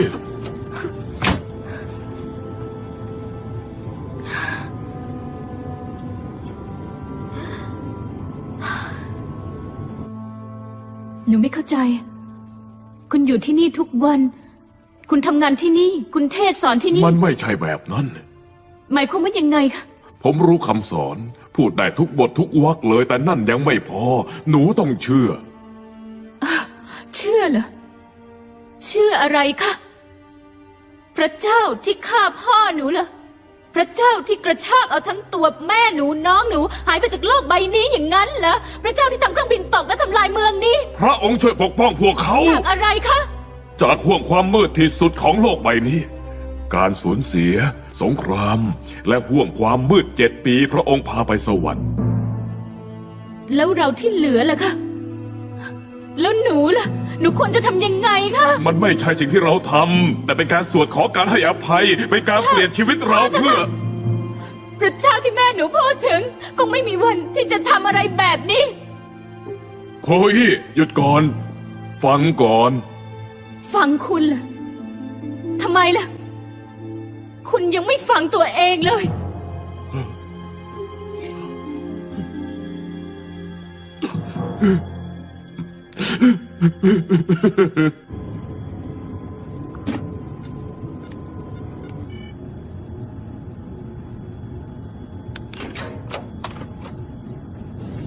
จะโปรดต้องการอะ ครับ ผมลืมเรื่องเขาหมดแล้ว แพนเคิล257นี่ศูนย์อำนวยการบิน นี่แพนคอน257เรียกศูนย์อำนวยการบิน แพนเคิล257นี่มาคัสเรย์ได้ยินไหม มาคัส เฮ้ยนายอยู่ไหน นอกจาก FK ไป20 นาทีฉันต้องเลี้ยวหัวกลับ นายเสียไปกี่คน มันเกิดขึ้นทุกที่เลยเหรอ ทั้งโลกเลยเพื่อนไม่มีใครรู้ว่าเท่าไหร่แต่เป็นล้าน ไม่เป็นไปไม่ได้ แล้วครอบครัวผมอ่ะ โทรหาเอรินให้หน่อย ดูแลให้ปลอดภัยด้วย ๆน้ำมันเป็นยังไง วิกฤตจะต้องพึ่งโชคให้ถึงฝั่งโดยเครื่องไม่ตก ฟังนะ มีเครื่องบินตกแทบทุกแห่งถนนรถติดรันเวย์เต็มไปด้วยนกไปไหนไม่ได้เลยนายไม่มีทางเข้าใจ แล้วลาคูเดียล่ะ เสียใจด้วยเลย แล้วจะให้ฉันไปไหน นายจะต้องบินเข้าเมือง มาคัสฉันเข้าเมืองไม่ได้ นายอยากให้ฉันบอกว่าไงเลยเซราคิวเป็นรันเวย์เปิดที่ใกล้ เซนาคิวเป็นไปไม่ได้นายต้องช่วยคุยกับที่นั่นจะต้องเคลียร์พื้นที่ให้เรามาคัส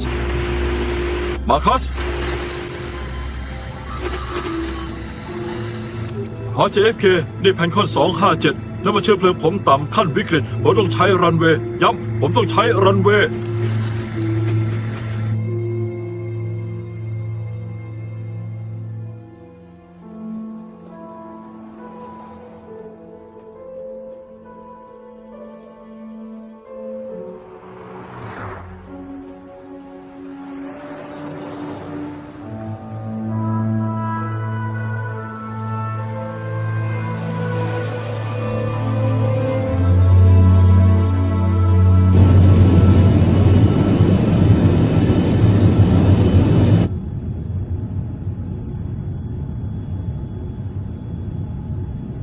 แล้วมีแผนสำรองไหมครับ ผมจะบอกแต่คุณนะ เราไม่ได้มีแค่น้ำมันน้อยรอไฟไหม้ด้วย JFK เป็นสนามบินที่ใกล้ที่สุดและคงโชคดีถ้าไปถึงที่นั่น เรามีแค่ทางเดียวผมว่าเขาจะเคลียร์รันเวย์ให้และทำอย่างเร็วที่สุด แล้วน้ำล่ะ ยกหัวไม่ขึ้น ถ้าเราชนน้ำเครื่องนี้จะแตกเป็นเสียง ผมจะปล่อยให้คนเหล่านั้นตายโดยไม่มีโอกาสไถ่บาปความผิดของตัวเองไม่ได้เด็ดขาด คุณคือเวนิสแบ็กเตอร์ใช่ไหมลูกสาวทอม คุณคงจำผมไม่ได้ว่าเราเคยเจอกันที่ออฟฟิศของพ่อคุณ คุณนั่งอยู่ข้างเขาที่โต๊ะทำงานเล็กๆสีเหลือง และผมคิดว่าคนนี้ตกแต่งห้องทำงานด้วยข้าวของชั้นดี แต่ว่าเขามีโต๊ะพลาสติกตัวเล็กๆวางอยู่ตรงนั้นข้างเขาเหมือนเป็นเฟอร์นิเจอร์ที่สำคัญที่สุดในห้อง บางครั้งนั่นก็เป็นทางเดียวที่ฉันจะได้เจอพ่อ แต่ว่าคืออย่างน้อยเขาก็พยายาม ผมเองก็มีลูกสาวนะตอนนี้เธอก็โตมากแล้วแต่งงานแล้วก็ไม่เคยมีโต๊ะในห้องทำงานผมความจริงคือผมยุ่งมากผมไม่มีเวลาเจอเธอเลย ตอนที่ผู้คนเหล่านี้หายไปผมไม่ได้นึกถึงเธอเลยซ้ำไปเป็นไปได้ผมอยากนึกถึงเธอแต่ผมเอาแต่นึกถึงเงินถึงโอกาสถึงการประชุมครั้งหน้าก็ขอโทษนะครับ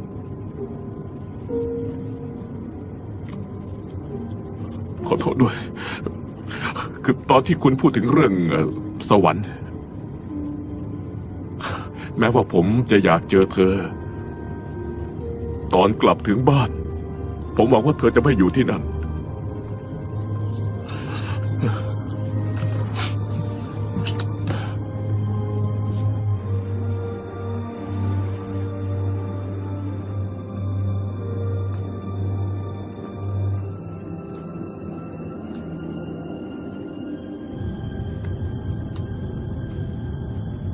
คุณช่วยตามหาโคลอี้ให้ผมหน่อยได้ปะ ผมก็พยายามติดต่ออยู่ ความจริงก็คือผมจะไม่หยุดคิดเรื่องเธอเลยตั้งแต่ขึ้นเครื่องมา ผมเข้าใจได้หอบังคับการ JFK ได้ยินไหมเรากำลังมุ่งหน้าเข้าฝั่งน้ำมันเราอยู่ในขั้นวิกฤตผมต้องใช้รันเวย์ย้ำผมต้องใช้รันเวย์ฟังนะครับเครื่องบินผมมีผู้โดยสารจำนวนมากผมไม่มีสปอยเลอร์ไม่มีแฟลปไม่มีเอเลเวเตอร์และถ้าฝืนบินต่อก็จะไม่มีริเวอร์ทรัสผมต้องใช้พื้นที่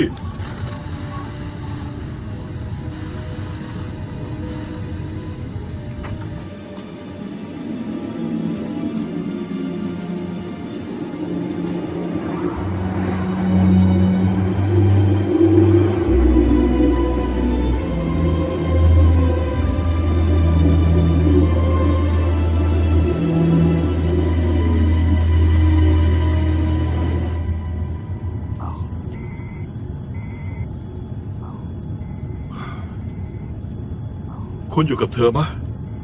ตอนได้ตั๋วคอนเสิร์ต ครับคือจะพูดยังไงดี เธอเสียใจมาก เขาไม่น่าทิ้งเธอมาเลย แต่คุณไม่รู้นี่ ผมรู้ว่าเธอกลับบ้านมาหาผม แต่ผมก็ทิ้งเธอ ตอนนี้เธอกำลังเผชิญกับอะไรอยู่บ้างก็ไม่รู้ เธอรักคุณนะเรย์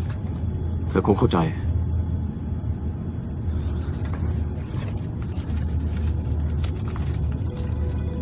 ผมปล่อยให้นั่นเป็นสิ่งสุดท้ายที่เราพูดกันไม่ได้หรอก ไม่มีทางครับไม่ได้จริงๆ ผมต้องบอกความจริงเธอ ผมอยากให้เธอรู้ว่านี่ไม่ใช่ความผิดของแม่เธอ แต่เป็นของผม ทุกครั้งที่เอรินพูดถึงพระเจ้า ผมจะเดินหนี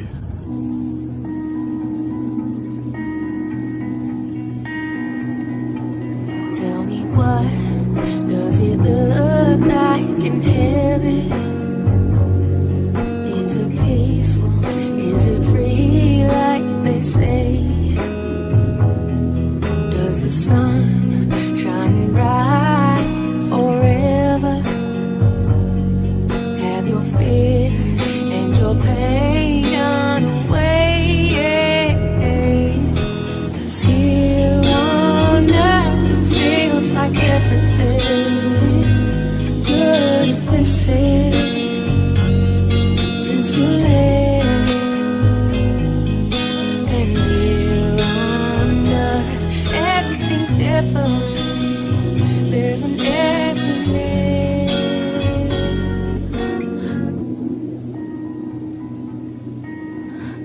แม่คะไม่รู้ว่าแม่จะได้ยินหนูไหม แต่หนูแค่อยากบอกว่า เมื่อเช้าหนูรู้สึกเหมือนว่า ครอบครัวเรากำลังแตก และหนูโทษแม่ และหนูรู้ว่าแม่เสียใจ หนูขอโทษค่ะ ขอโทษจริงๆ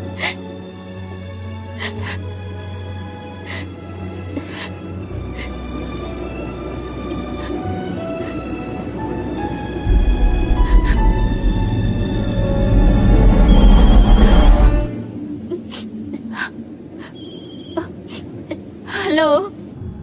นั่นใครคะ โคลอี้นี่ผมนะบักเอง ขอบคุณพระเจ้า ขอบคุณพระเจ้าพ่อฉันอยู่ไหนคะ เขาอยู่เนี่ยอ่ะ คลอยลูกปลอดภัยไหม พ่อคะ หนูคิดว่าพ่อตายแล้วซะอีก ลูกปลอดภัยไหม ค่ะคิดว่างั้นนะ แต่ว่าแม่แล้วก็เรมี่ หายไปทั้งคู่ค่ะ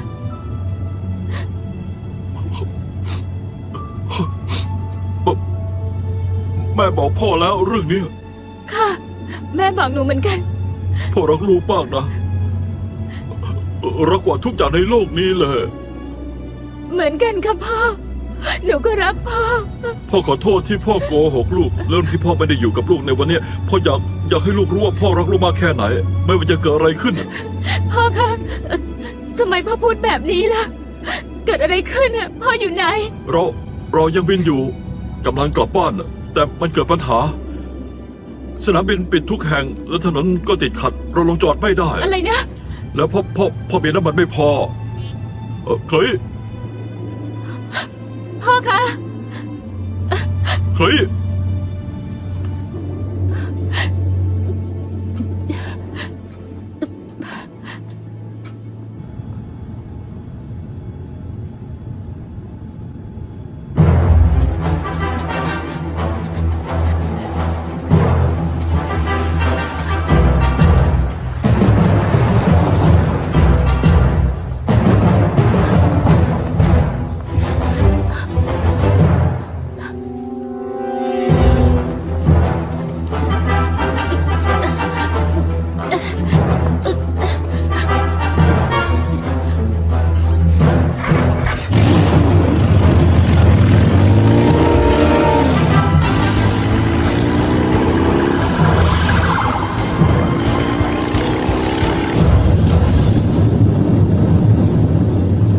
ผู้โดยสารโปรดทราบ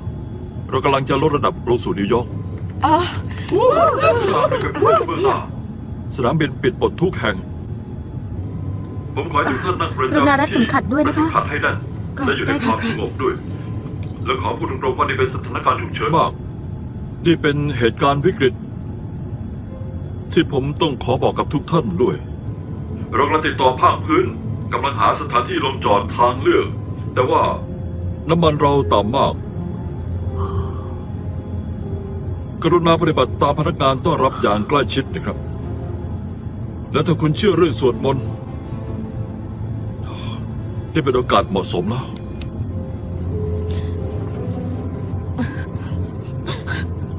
สวดมนต์กับฉันหน่อยได้ไหมได้สิคะแน่นอนนั่งนี่สิมา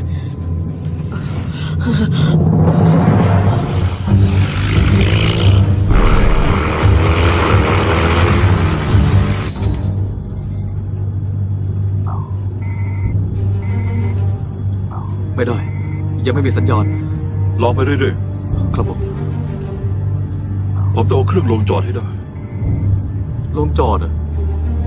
ที่ไหน ในน้ แต่ว่าคุณบอกว่า ำผมรู้ ผมจะรอจะ FK ให้นานที่สุด แต่จะบินเข้าไปไม่ได้ถ้ารันเวย์ไม่ว่างทุกด้านของสนามบินเป็นเมืองทั้งหมด ถ้าบินเข้าไปและไม่มีที่ให้จอดถ้ากับว่าผมขับมิสไซล์400 ตันเข้าใส่เมืองควีนส์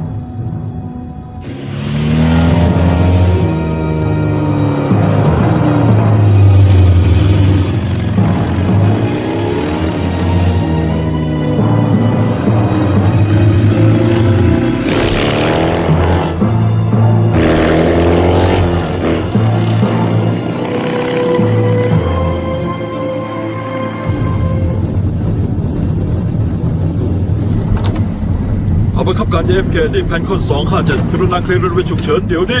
ติดต่อเธอให้ได้รอไปเรื่อยๆ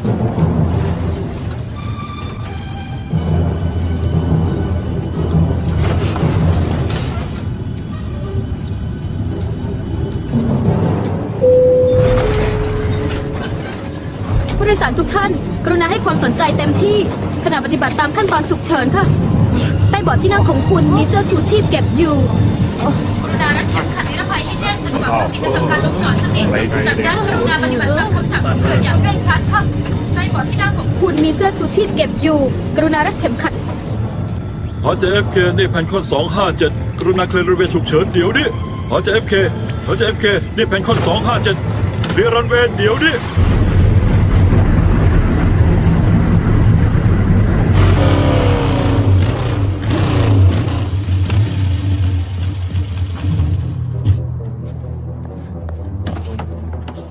เปิดสิ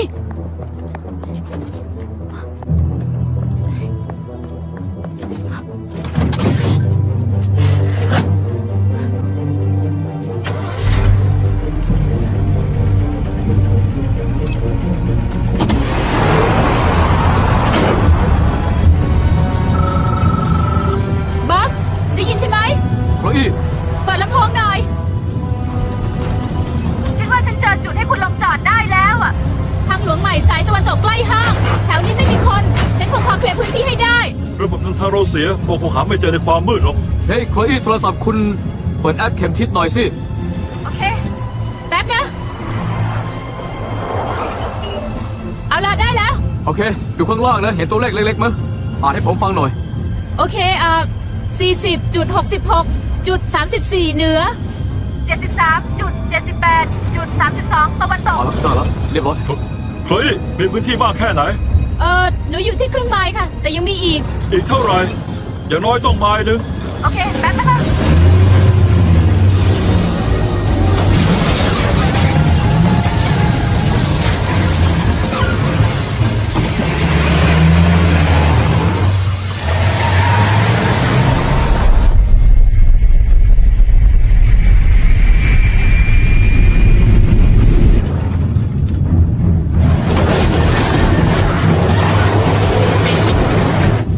โคลอี้ยังอยู่หรือเปล่า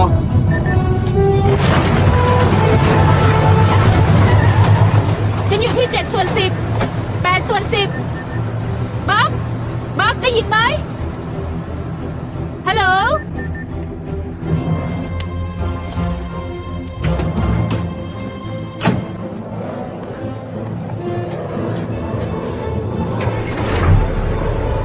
ติดสิ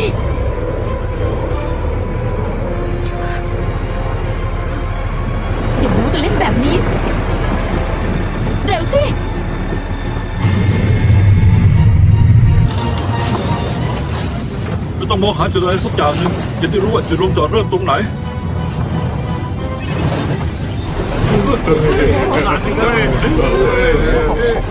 ถ้ามันสั่นนะฉันสั่นเอง เป็นไงบ้างครับคุณยาย สั่นไม่ดี เดี๋ยวผม ไม่ นั่ง ดี ทานข้าวแป๊บหนึ่งได้ไหมครับจนกว่าคุณตาจะกลับมาจากห้องน้ำนะครับไม่ต้องกลัวนะครับคุณยาย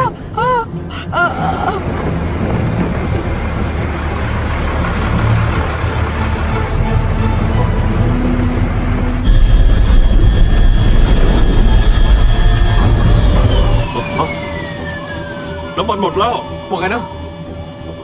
ไม่อะ ผมยังลงจอดได้รอดลงไป แต่จะประทะพื้นแรงมาก ผมไม่มีแรงผลักไว้ช่วยชะลอมีแต่เบรกเราจะเป็นต้องใช้ทุกตารางนิ้วให้คุ้ม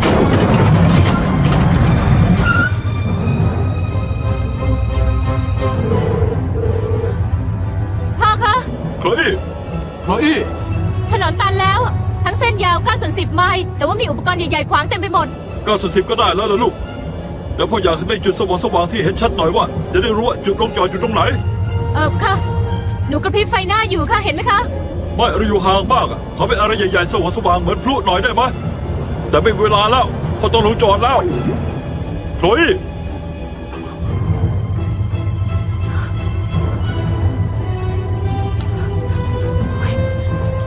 พระเจ้าไม่มีไม้ขีดแล้วจะจุดไฟได้ยังไง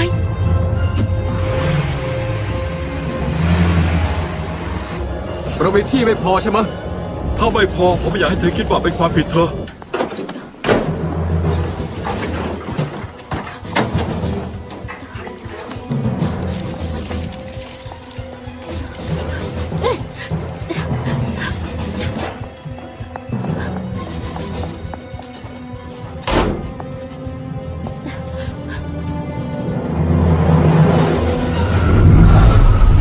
เอาล่ะเราจะลงจอดแล้ว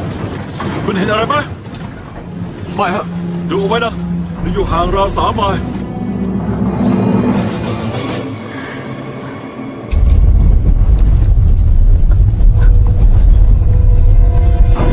มีโอกาสครั้งเดียว ผมต้องรู้ว่ามันเริ่มตรงไหน ยังไม่เห็น เร็วหน่อยลูก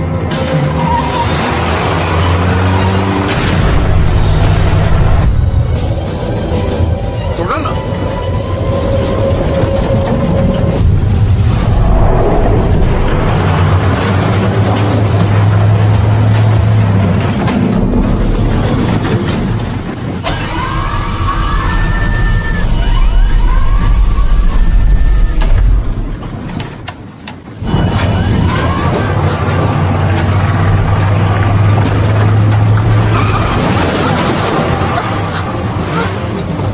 ไม่นะ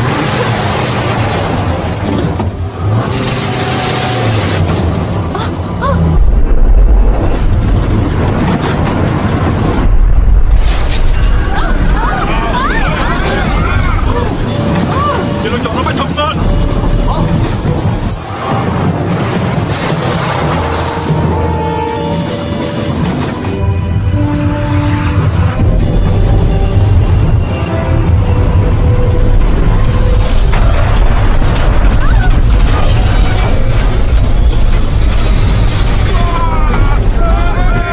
พ่อคะเราไม่มีล้อซ้าย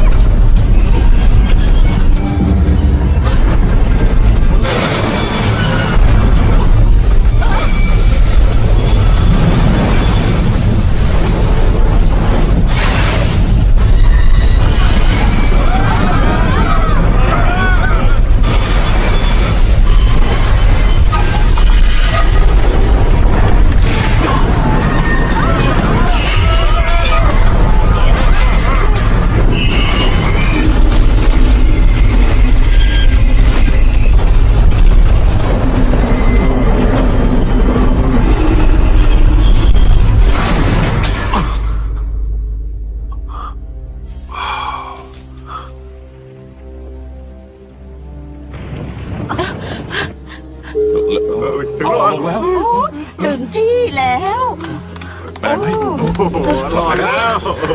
ทุกคนปลอดภัยไหมคะเรียกบอกต่อเครื่องเดี๋ยวนี้ค่ะ ลุกขึ้นเลยค่ะ ลุกขึ้นเร็วเข้าค่ะ รีบไปเร็ว ไปค่ะเร็วร้อนเหรอ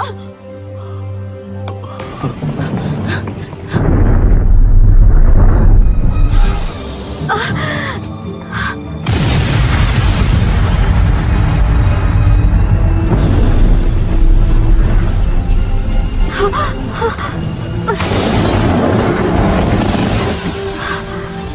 เอาเลยเอาเลย เร็วเข้าค่ะทีละคนค่ะเร็วเข้าค่ะทีละคนนะคะเร็วเข้าบักคุณช่วยผู้โดยสารที่ข้างล่างหน่อยนะคะเร็วค่ะไปเร็วค่ะพอไปถึงข้างล่างอยู่ห่างจากเครื่องบินไปให้มากที่สุดเลยนะคะเร็วค่ะไปค่ะ เร็ว เร็วค่ะไประวังนะคะระวังค่ะไปค่ะไปเลยค่ะเร็วค่ะไปค่ะรีบไปเลยเตี้ยรีบไป เฮ้ย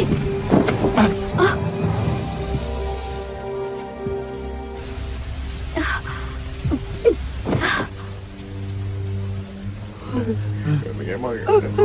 ที่รอดได้ ปลอดแล้วหลังที่แล้วโอเคเกือบแย่เลย บัก โอ้โคอี้โอ้ขอบคุณนะ ไหวนะคะ ครับ คุณเก่งมากเลย คุณก็เหมือนกัน แพทตี้ ค่อยๆนะค่อย ผมเสียใจ ๆฉันรู้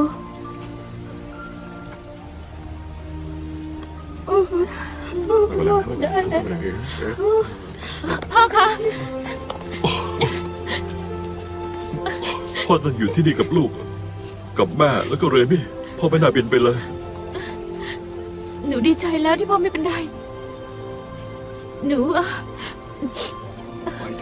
คิดว่าพ่ออาจจะอยากได้นี่ค่ะ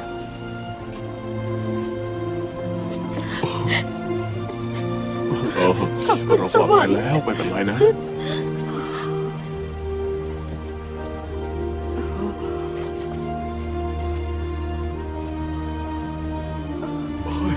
ดีที่รอดพระเจ้าช่วย ดูเหมือนวันสิ้นโลกเลย ไม่ ยังไม่ถึง ฉันคิดว่านี่เป็นเพียงการเริ่มต้น